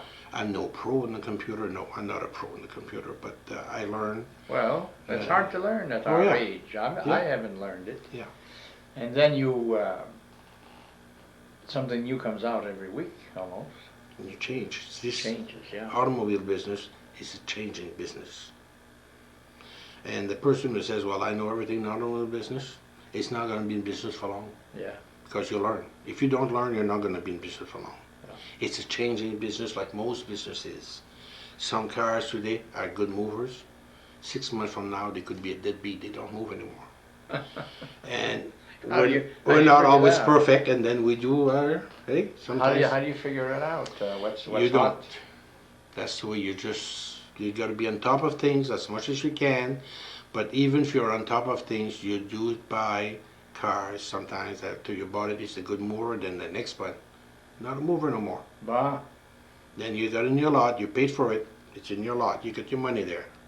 So when you got, at times I was running 60 cars in my lot. Well, I've seen that full of cars. So when you're looking at 60 cars, you're looking at an inventory of over $800,000. Wow. So this is not, this type of business, you don't start a business like that with 50 grand. Yeah. This is just the inventory. You got nothing for $400,000 or $500,000 inventory. You got nothing. Yeah. So you take your cars like automobiles $40,000-$50,000 a piece there. You don't go long to have 200,000-300,000. You got only 5-6 cars in the lot. That's yeah, it. Yeah. So you sold a lot of cars from your lot. Oh yes. People come in shopping. Oh yes. Yeah. And they'd look at this and say, oh, I Yeah. like this one, I'll buy it. Yeah. And also you sold the cars that people ordered. Yeah. Some people wanted a certain cars. I got the car here. If it was of their choice when it gets here exactly what they want, or they decide not to buy it, then I would stock it.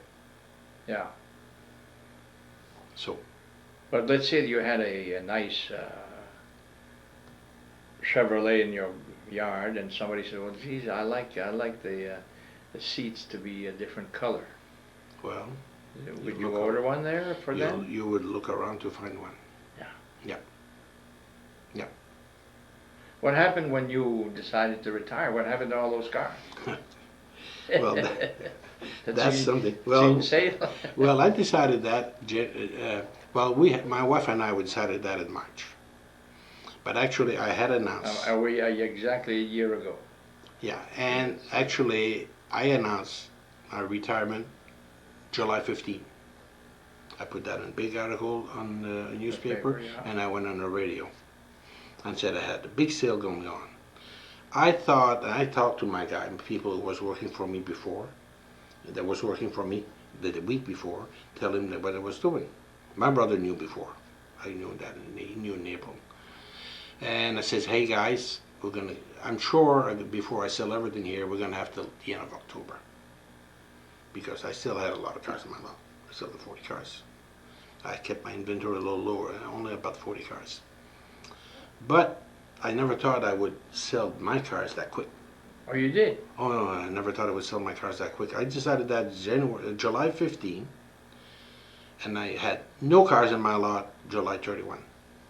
Oh, being back. 15 days, every unit was sold. Every unit. Wow. I kept one for me. I kept my truck, which I need to plow. Yeah. Now that's probably your reputation had something to do with that. Huh? Well, yeah, and I had prices. Good prices, yeah. I had nice cars. I had good prices. I sold to a few dealers. The rest I sold to the public. And I mean, I sold. Yep. Now, what happens to them when something is wrong with the car? They have to go somewhere else to get it fixed. No, if they had something, I still had a mechanic here to take care of him. They knew I would take care of him. Yeah. I was not selling junk. I was selling the way it is, and it says, hey, check the car, go somewhere else, have it checked. I'm not against that. People are going to spend money, they should know where they spend their money, what they buy. Yeah, get a second opinion. Oh, definitely. Get a second opinion, yeah. Yeah, definitely. Now, one thing here, Galen, you're trying to sell, you sold everything, all your cars, and you're selling equipment now, right? Yeah. But you're also trying to sell the place. Yes. And it's not a buying market in the last couple of years. Or do you think you have a good chance? Oh, let's put it this way, I haven't announced it for sale yet because I had somebody who wanted to rent it in December. Okay. And I decided I wasn't ready. I wasn't ready for that. I still had my paperwork in here. So right now, after all is over, I've not decided in renting it. It's more in selling. Yeah. I have a few dealers looking at it. I had somebody looking at it that was not going to be a dealer. Could be done a lot of things. Could be a beautiful restaurant. Could be a lot of things. Yeah, of course. Because my shop is all radiant heat. So Radiant heat, floor yeah. heat. Yeah, my shop is there, floor heat. I got a cellar underneath this here, and it's a nice building. I'll tell you something. This is 19 years old. It looks to me like it's brand new. This is not 19 years old. So I built this in '97. Okay, it's 13 years old. But it looks. Let me look around the office here. I mean, everything is like brand new. Oh yeah. Now, one thing that you were for sure is very proud of your. Oh, definitely. You know. Definitely. Your I wanted a nice office. I was very proud of what I have. Yeah. I want to keep it clean. I kept it clean. It's really looked brand new. I mean, yeah. And when this office right here, hours I was putting this office, I says I want a good office because this is where it's almost part of my home. Oh, of course, it's where you live. So I want it to be where Yep. We're going to take a little break there and maybe Okay. look around your garage. Okay. One thing that Galen has done very well is take good care of his place. This is a showroom here, reception area, and we can see the receptionist's desk. Looks very good. And then we go into Galen's office, and again, it's a beautiful room, nice desk and everything like that, very neat. We're going to look at some pictures now that Galen has of his family. Now this is a picture of your daughter, huh? Yeah, that's my daughter, and my son-in-law Jim, and it's my two granddaughters, which is this is Laura. She named it in name of her mother, and this is Ashley. And they live in Cape Elizabeth. Yes. Ça c'est ton père et ta mère. Yeah, that's mom and dad's. Comment il s'appelle encore? Wilfrid Raymond, puis Leda Caron, yeah. So, See, il y a un petit bébé au Bethlehem, mais c'est pas de nom qui sait, là, mais yeah. it's probably, I would say that's probably would be, Dad was probably in the mid-40s, I would say. Okay. They were mid-40s, that's probably, let's say, in the 70s? Say no, before that. Avant ça. Oh, yeah, that'd probably be, let's say, in the early 60s. Yeah. This is a picture of you and your wife? Yeah, this is my wife, Marie. Okay. She's Marie Legacy Reget. And you live in Madawaska? Yes. We're going to go there in a little while. Okay. This is a picture of your first wife. This is my first wife, yeah. We were married in 63, and she died in 83. And her name was? Her name was Laura May Hebert, yeah. Hebert. Okay. This here? This is Mom and Dad. Dad was playing the violin. Now, they were on the 60th wedding anniversary. At that time, Dad was sick. But, Il joue encore du violon? Oh, yeah, still pretty good with the violin. How old was he when he died, you said? Dad died was 85. 85. So he was in his 80s there. Yeah. Oh, yes. And Mom, yeah, that was, I would say Dad probably was 82, 83 then. Okay. And Mom died, she was 89. Oh. Dad died in 1995, and Mom died in 2004. Well, isn't that something? He played fiddle all his life, huh? Yeah. I hear Galen was born in Saint-Alexandre, Quebec. He is your great-grandfather? He's my great-grandfather. Yeah. Your father's grandfather? Yeah. C'est son nom? Philippe. Philippe Raymond. Philippe Raymond, yeah. On vient tous de par là-bas. Yeah. Quebec. We found that picture, I don't know, but it's just a picture that's, it's written in the back. That's the only, I would have known who he was then. But a very good picture of your father here. Dad was born in 1910. Okay. And he died in 95, at the age of 85. Right. Who's this guy? Well, that's me when I was young. I would say, I don't know how old I was. It's a picture that we found. I probably was 3-4 years old then. Ça ressemble encore. I don't know. I think I got white hair now. That's not white hair. Emily, all the kids. Let's start with the guy in the left corner, second row. Second row, that's Roland. Roland, the Navy guy. Yes, and then Doris, my sister. Doris. And then Real. Real Raymond. James, the younger one. Oh, yes, he worked for you here. Yes. Yeah? You're a mechanic. And then on the left again? Clifford is the oldest one. Okay. He lives in New York. And Morris, the second oldest, he lives in New York. Okay. And Pat is the one that we lost last year. Is Pat the only one who's gone? Yes. And then it's you. And then that's me. Nice family. Seven? 7 boys, 1 girl. Okay. Yeah. Well, and this is a picture of your daughter. Yeah, this is my daughter when in 83, she was Miss Madawaska. Isn't that something, huh? Yeah. So that's a picture of that time? Yeah, that time. 1983. 1983. So we're talking 27 years ago. Yeah, a few years back. And she lives in Cape Elizabeth now. In front of Acadia Motors, you're on the left and your father's holding a baby on the right. Yeah. And is this the first car you ever had? This is my first car. That's a 1960 DeSoto. Okay. That's the one we used to race with. We had a heavy foot at that time. Madame Denis Caron, your grandmother, huh? Yes. La femme à Denis Caron, puis la mère À ta mère. Oui. I've got a picture of Acadia Motors here. That was. It's a big outfit. A Yeah. lot of cars. Mm. Very successful business for a long time. Yeah. Right on Main Street. Now it's Harley Davidson and Subway and Napa and. Napa. Yep. Yeah. Gail, and this is your family picking potatoes? Yeah, we're picking potatoes a family, and I would say probably where that's my uncle Nai Cordon and Grandpa Denis Cordon. Why? I would say that would be the place. I'm not sure, but I think so. We're talking the 1950s. Oh yes, yeah. Because see, I was the youngest one. So I was the youngest one. I was the one sitting next to Dad. Okay. Yeah.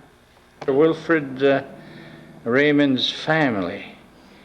And where are you in there? The little one? Well, no, I'm not the little one. I'm this one right here. Oh, right okay. here. And then there's one missing there. Yeah, there's one missing. There's one missing there. It's quite a picture here. Yeah, that was when we were working in the woods. Remember the horse and the Palo Woods and where we. Matter of fact, we even have Doris in there right now. Yeah, I see her.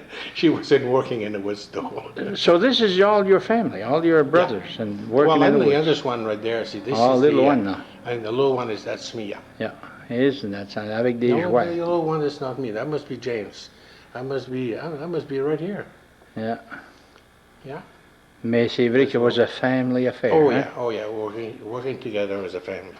That was Uncle Albert right here. Uncle Albert Raymond. Yeah, live right there, and that's. Yeah, dig. Bien Yeah, sûr. we had a dog that got hit by a car and died. Oh, is that right? Yeah. There's your dog and there's your brothers, right? Yeah. The picture of Wilfred Raymond and his wife and some of the kids that were with us in the 1940s, I would think.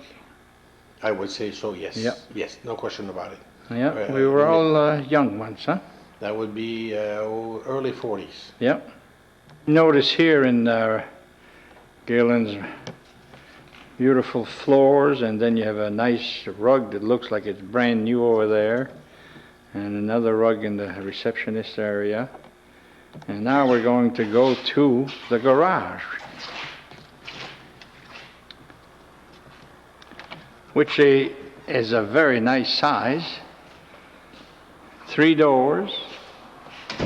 Now what's this thing here, this red thing right in front of us? This is a hoist. That's a hoist. So Yeah, it's a 9,000-pound rotary hoist.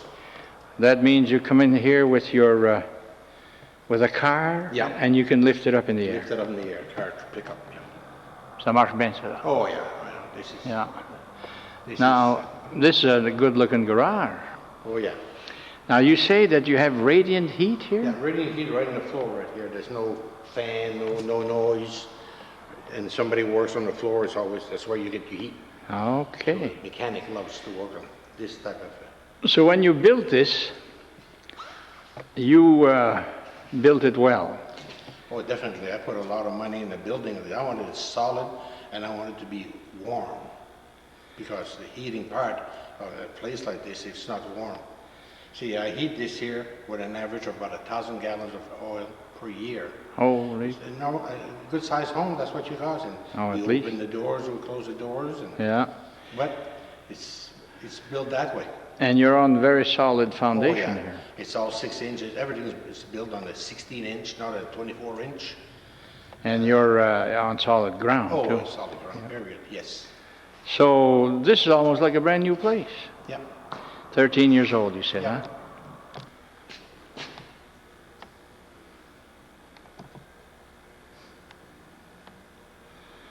Now we're going into the parts department, I think.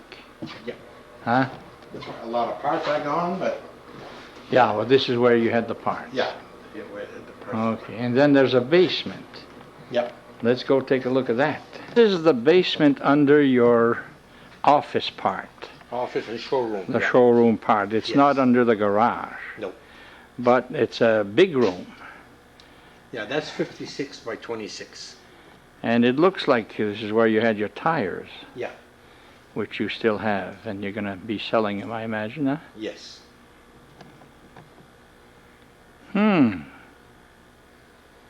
C'est tout bien fait, puis c'est tout Looks like brand new. Shouldn't have a hard time to sell this, huh? I don't think so. I don't think so. If Okay. somebody wants to build solid, that's just where it is. Yeah. For anything they want to do with it. Oh, definitely. Yeah. Well, let's go take a little ride to your home. Okay. On 23rd Avenue in Madawaska, right next to Martin's Motel. The first house on this street, which is a dead-end street, is Galen's house with his wife. Nice hedges all over the place.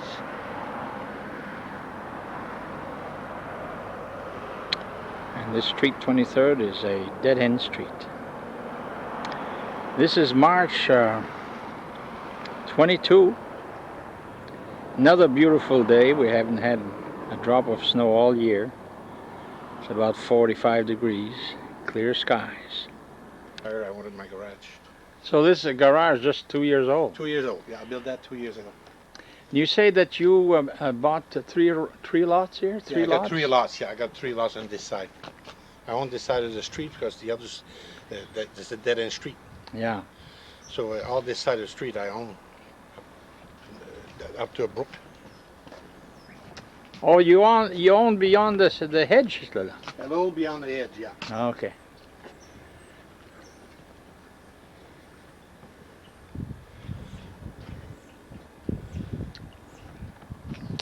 T'as une vraie belle place, mon gars. I like it. It's quiet. See, it's a dead end street. You don't have any traffic. I don't have any traffic in the street. And you have a nice view of the city there. Oh, I got a beautiful view. Yeah. Very quiet. Yeah.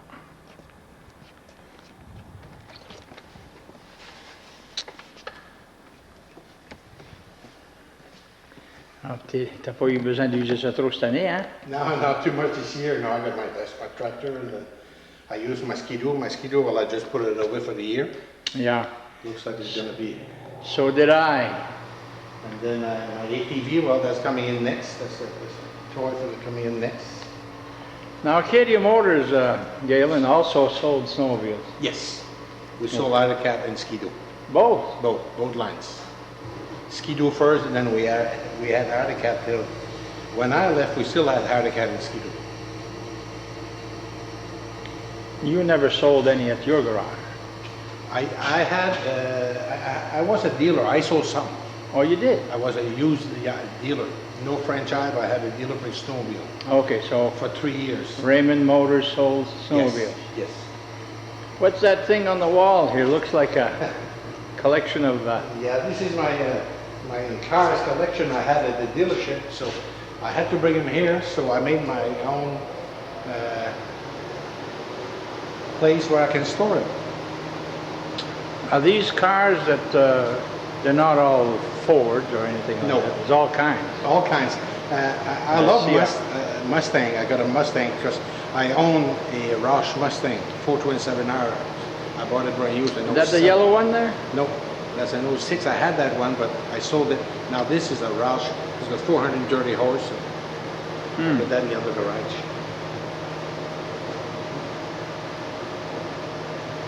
And you have a loft up here. Your garage has like a room up there? Oh yeah. Yeah. It's Oh, just yeah. cool. 2 stories. I got 2 stories on this. What do you have here? A bunch of awards? This is one award. I had one I got through when I was working for Ford Motor Company. Most of these awards started way back in 1961, and ended basically in 1991 when I went on my own. So this is all from Ford? Yes, Ford awards. I got some here from a chamber, which I just had. Oh, yeah. The chamber award last week for a Businessman of the Year or something? Well, no, it was a business achievement award. Business. That was just last week. That was not last Friday, Friday before. Yeah, we saw that in the paper. It was a chamber of Madawaska. Yeah. Yeah. Well, you're finishing your career in good shape. Yeah. No, I'm happy with my career, and God gave me the health, which is number one. Yeah. The health to do what I want to do. So, Galen, how long have you had this home here? I bought this in 65. 1965. So you've been here for I've been here a long time. 45 years? Yep. Yep. Tout le temps la même place, hein? Always the same place. I bought more lots. I built this extra garage. Usually that was the end. Oh, okay. I put brick in the front. Yeah, the brick wasn't there Made first. a sunroom in the back of my garage here for the summer. Got our own sunroom with 4 patio doors. And Yeah. C'est vrai, regarde ça, on voit toute la ville d'Edmundston. Oh yeah, oh yeah. Yeah. Very good view. Very good view here. Very nice, yeah. Oh yeah. See, we're not too close to the main street for the noise, but we're close. We're not too close, but close enough. Yeah, you're right. Yeah. Almost in town. Yes. Bon, in Galen's garage now. Ça, c'est mon Lincoln neuf, ça. Yeah, that's your regular car. That's a brand new one. I just bought it 2010. Oh, is that right? Yeah. Oh boy, un beau char, ça? Yeah, this is the Lincoln MKS. Yeah. So Here you have what? here I got my Rush Mustang. This is my sports car I bought. I call that my toy. It's a special. I got it under cover. You come out with that only in the summer. That's only in the summer, yeah. Holy boy. Yeah, that's a special. It's a special racing suspension. It's got a special supercharged engine. It's got 435 horse, and that's one I want to.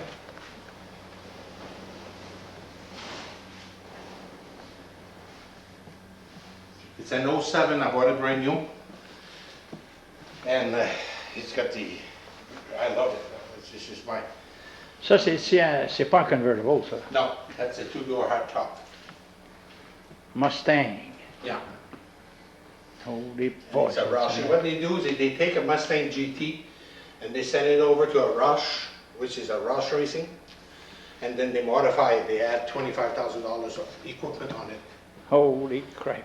So it makes it as a, I also can show you the engine if you want to.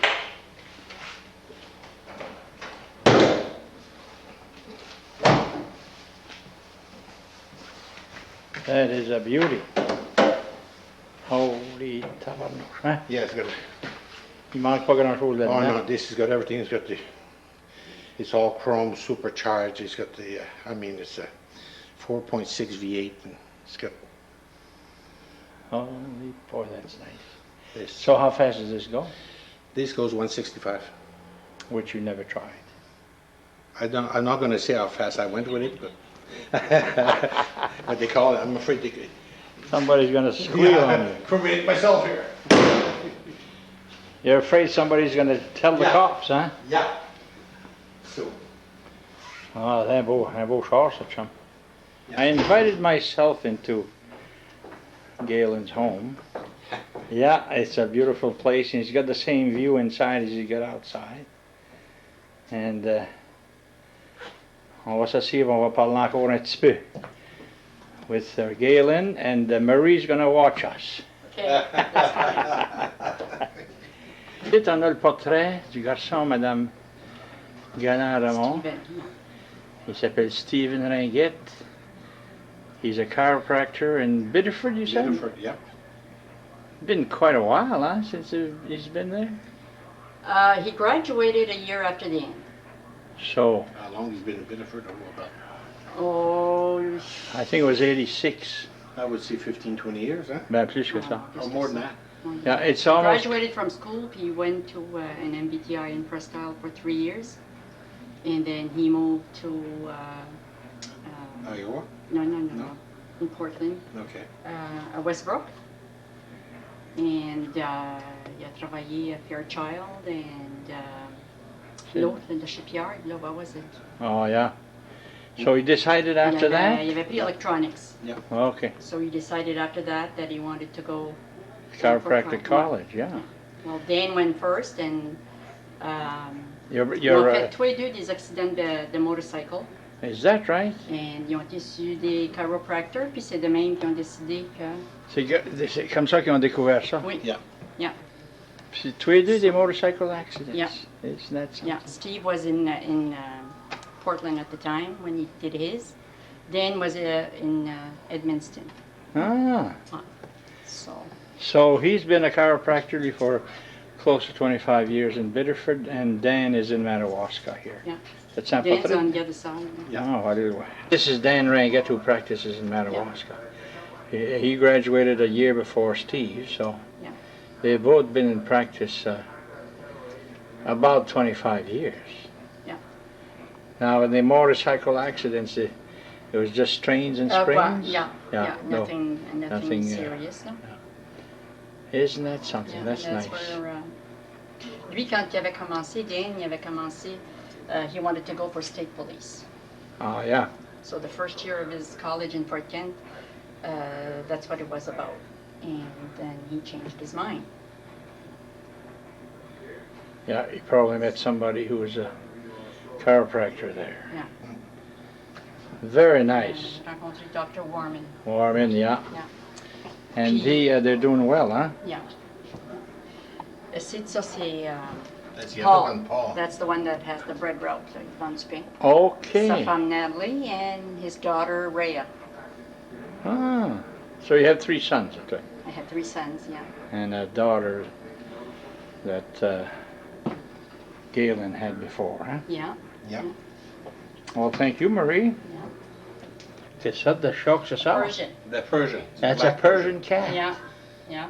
18 years old? Yeah. 18 years old. Dan and Galen had bought me that for my birthday. Before we were married. Yeah. Yeah. And I was living by myself, and Boy, that's quite a... She's Il ne veut pas me parler, ça part. She's no, she's old. She's old. Now we're at the end of our journey, moi pis toi, là. Yeah. We're in your house, in your living room. And have you found retirement very difficult? No. Really. How do you keep busy? Oh, I have to. I work. I love snowmobiling. Number one. Okay. I'm a snowmobiler. If it was nice, I went snowmobiling. Yeah. So this is around here in the wintertime. I want to see the snow come. I want to go ride snowmobile. Well, So now it's gone. it's gone, and it wasn't very long. Because I No. snowmobile too, you know. But the trails were so nice They're this year. beautiful. Something else. It was Yeah. always 100%. And I had to empty my store, my garage, the paperwork, and try to sell some things out of there. And this is in next month. I probably will have a sale on equipment and tools. Okay. So this is something that I've been working on when I was not snowmobiling and taking. Yeah. I'm not taking it easier. I don't get up at 5 o'clock anymore. Like you used to. No, not anymore. So I get a bit more lazy, I guess. Yeah. But I'm enjoying myself, and now I see it in the summertime. When I built my garage, I knew I would pass some time there. Yeah. So I built it with exactly what I wanted, everything in there. So when four-wheeler comes, I'm going to go ride four-wheeling and do my lawns, go ride my Mustang, go see my daughter, and I will get Steve, which is in Biddeford. Going to go pass time with them. And Steve has got a family in Biddeford? he's got two kids. He's got Andrew, 17 years old. He's over 6 feet tall. Ah. And he's got, That's his family. that's it. Oh, that's Steve right there. Oh, yeah. He's got Luke. Luke, I think, is 9 or 10 years old. So. Is he married with a girl from Biddeford? Yeah, Brenda. Yeah, she's Dan's a. family. Oh, Dan, yeah. Dan, lui, là, he's got a daughter, huh? Yeah, Yeah. Madison. Yeah, Madison. Sa femme, elle vient d'Edmundston, hein? Yeah. Was she? La fille Dieudonné Dumont. Yeah, her In father Edmundston. was a car dealer in Edmundston. Ben, what do you know? Yeah. Comment il s'appelait, son père? Dieudonné Dumont. Dieu donné Denis Dumont. Dumont. Yeah. C'est pire que Gallant puis Marc Émile. ça. Hey, les noms qu'ils ont fait, hein? Names at that time, but something else. And on the snowmobiles, I have a good friend of mine that we met way back. He was an automobile dealer out of Rhode Island, John and Diane St. Angelo. We met them way back in the early 90s, Marie and I. And he bought a home in Senegat just to ride sled, snowmobile in this area. Ben voyons. He loves snowmobile. So he bought a snowmobile, and we do a lot of snowmobiling together. We ride together, we're having fun together. You with your wife? And my wife don't ride, no, but his Okay. wife drives. His wife Okay. drives a sled, but my wife don't drive a Yeah. don't ride snowmobile. She rides ATV though, some. Yeah. Not all the time, but some. Well, you know, most of our wives don't ride snowmobile. Yeah. Yeah. Usually when I go, it's just the men. Yeah. And years ago, though, we used to ride with our wives a Yeah. lot. We used to take Yeah, off Maria, she Couples, used to you know. ride, yeah. on the Calais, des fois overnight somewhere. Yeah.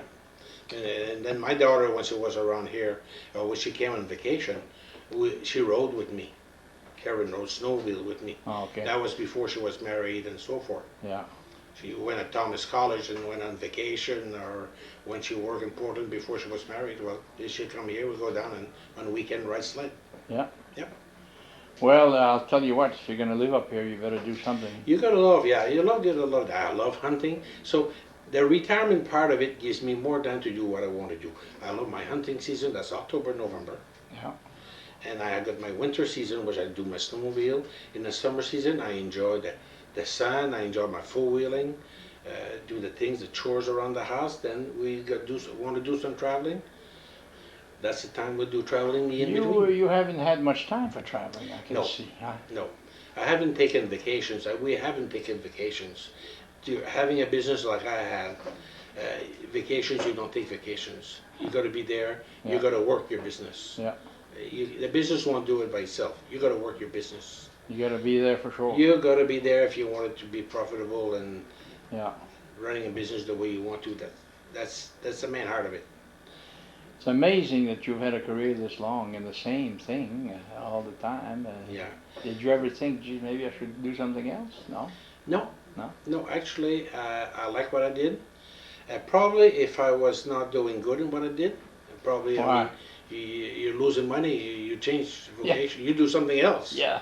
But no, you're not, let's put it this way, it's not a business you get rich with, but you can do a very good, decent living. And I'm happy. You've done very well. Really. I've done very well. Yeah, I've done very well, but we don't do it in 40 hours a week. That's one thing that I never did. And you can't do it at 40 hours a week. Yeah. If I wanted to work 40 hours a week and do a certain type of living, I would have to go work for somebody else. Well, you know, when you worked with your dad in the woods, there was no 40 hours there either. There was no 40 hours a week either. So you no. learned that already, That was you know? planted in ourselves very, very, very young. Yeah. And that was normal. It was Yeah. not. Yeah. And you know something? This, I feel, some people might think, well, oh, geez, you would know. This is the best thing my dad and mom ever did.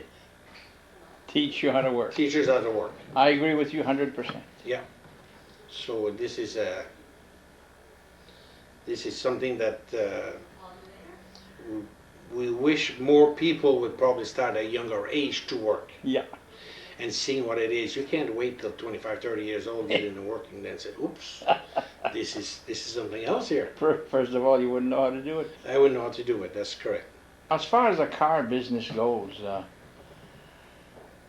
since you've been in this for so long, how do you think of the change? There's a lot of changes, right? A lot of changes in the car business. Do you think it's easier or harder to do a business with cars?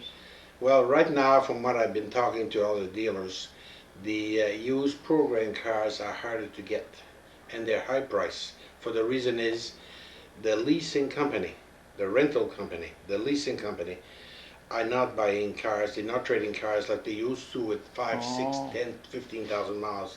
They hold the cars till 30, 35,000 miles. You're talking about Hertz and all those. Hertz, Enterprise. I dealt a lot with Enterprise. That's a Enterprise rental, yeah. Okay. Enterprise rental has been very good to me, and they were really honest with me. I dealt a lot with them, and they had they used cheap. You could buy cars with 5,000 miles, 6,000 miles, 12,000 miles, but not anymore. Right now, they keep saying the car mileage. They keep it longer. They don't rent a car for 3 months. I've seen it many times. They would just rent a car for 3 months and then sell it, then buy another. They would take another one. The leasing company would do that. Now they're holding their cars sometimes for almost a year. So the rental cars that people are buying now got more mileage than before. So when you rented a car at the airport there, Yes. chances are it was a new car. Yes.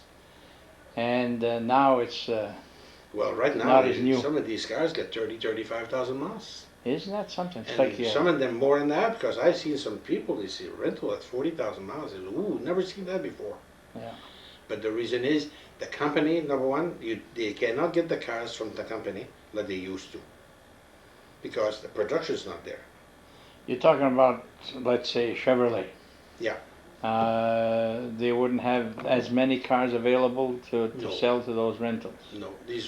No, they wouldn't, because see, the dealers themselves got a hard time getting the new cars what they want, and the rental, well, they feel it's more costly, and from what I heard, the rental are not getting better price than probably in dealers. Rental company before were buying better price than dealer was buying.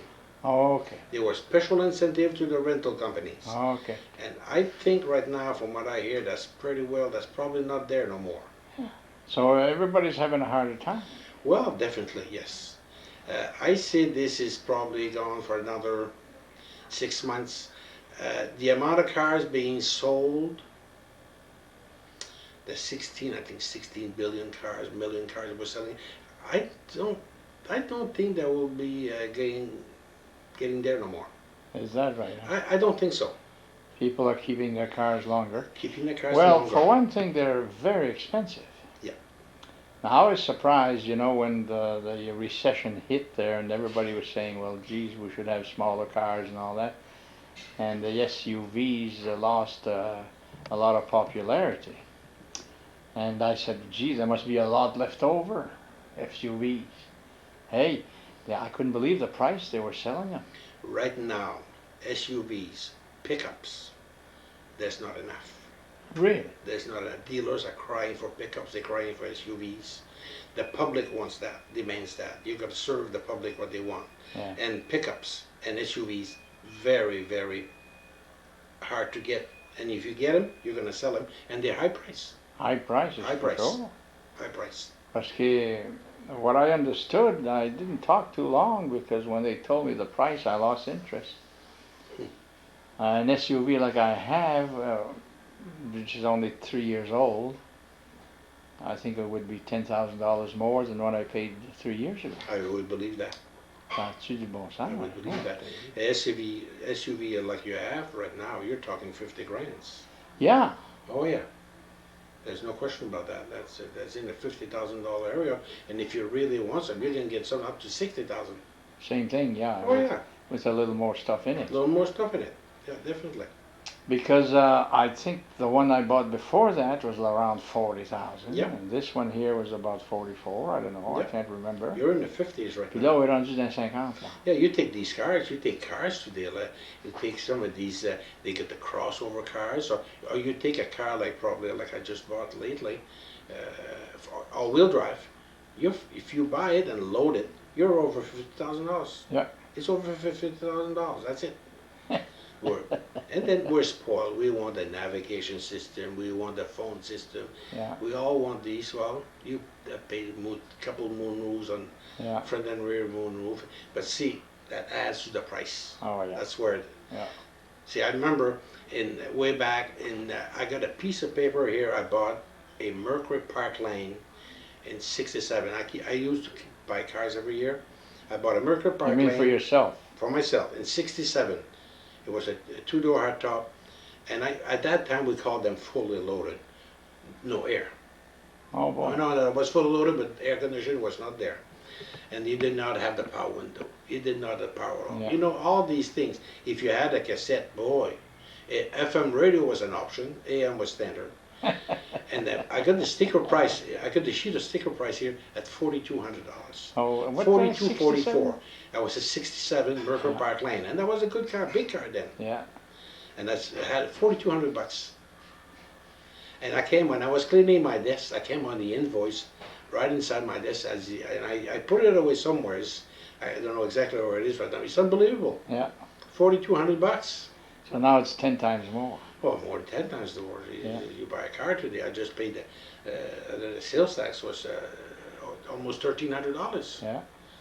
And I went to register the town. The town charged me $1,300. I scratched my head 2 or 3 times. And woof, what's this here? To put the camp on the lake or anything? No. Have you ever had one, or No. are you interested in that? Not interested in that. No. No. Another house to take care of. Another house to take care of. If we want to go somewhere else, we jump in the car. We jump. We go. We take a motel. We enjoy ourselves. And Well, I have a camp, and Yeah. I find also in the summertime, let's say you want to go somewhere, well, gee, it's just as nice here as elsewhere, so Yep. we stay at the camp, Yep. which is a you know, a privilege. Yeah. But it does keep you from going here and there. Yeah. You know. Well, this is more work to maintain. You maintain Yeah. that. You know what I mean? I'm sure we probably would like to, but really never really looked to buy a camp. I wanted my other garage here, which I wanted before I retire. A couple of years ago, and I says, before I retire, I want to build myself another garage, put in my toys. I call that my toy garage. But put in my toys, we need a place to put these. Yeah, we're almost done. You know what's happening here? My batteries are not doing too good. So we're going to have to say goodbye. And I want to thank you, Gallant, for telling me about your career. And I think the message is that you're never afraid of work, and you worked hard when you were young. And isn't it too bad that kids today are not taught how to work, huh? Some of them probably is, but some of them is, I can see them, boy, they're going to have something in life they're going to have to face with. Yeah. If you don't work and you just work your 40 hours, I don't know how anybody can really make it today. Yeah. That's my opinion. Especially today. Especially today. Yeah. Well, I hope it goes well for our future. We've been very lucky, you and I, Yes. to live in the St. John Valley for one Very, thing. very. And then we've both had successful careers, and we did work at it. Yep. Okay, chum. Bonsoir. Bon après-midi. And thank you very much. And good luck to you. I thank you very much. Appreciate it.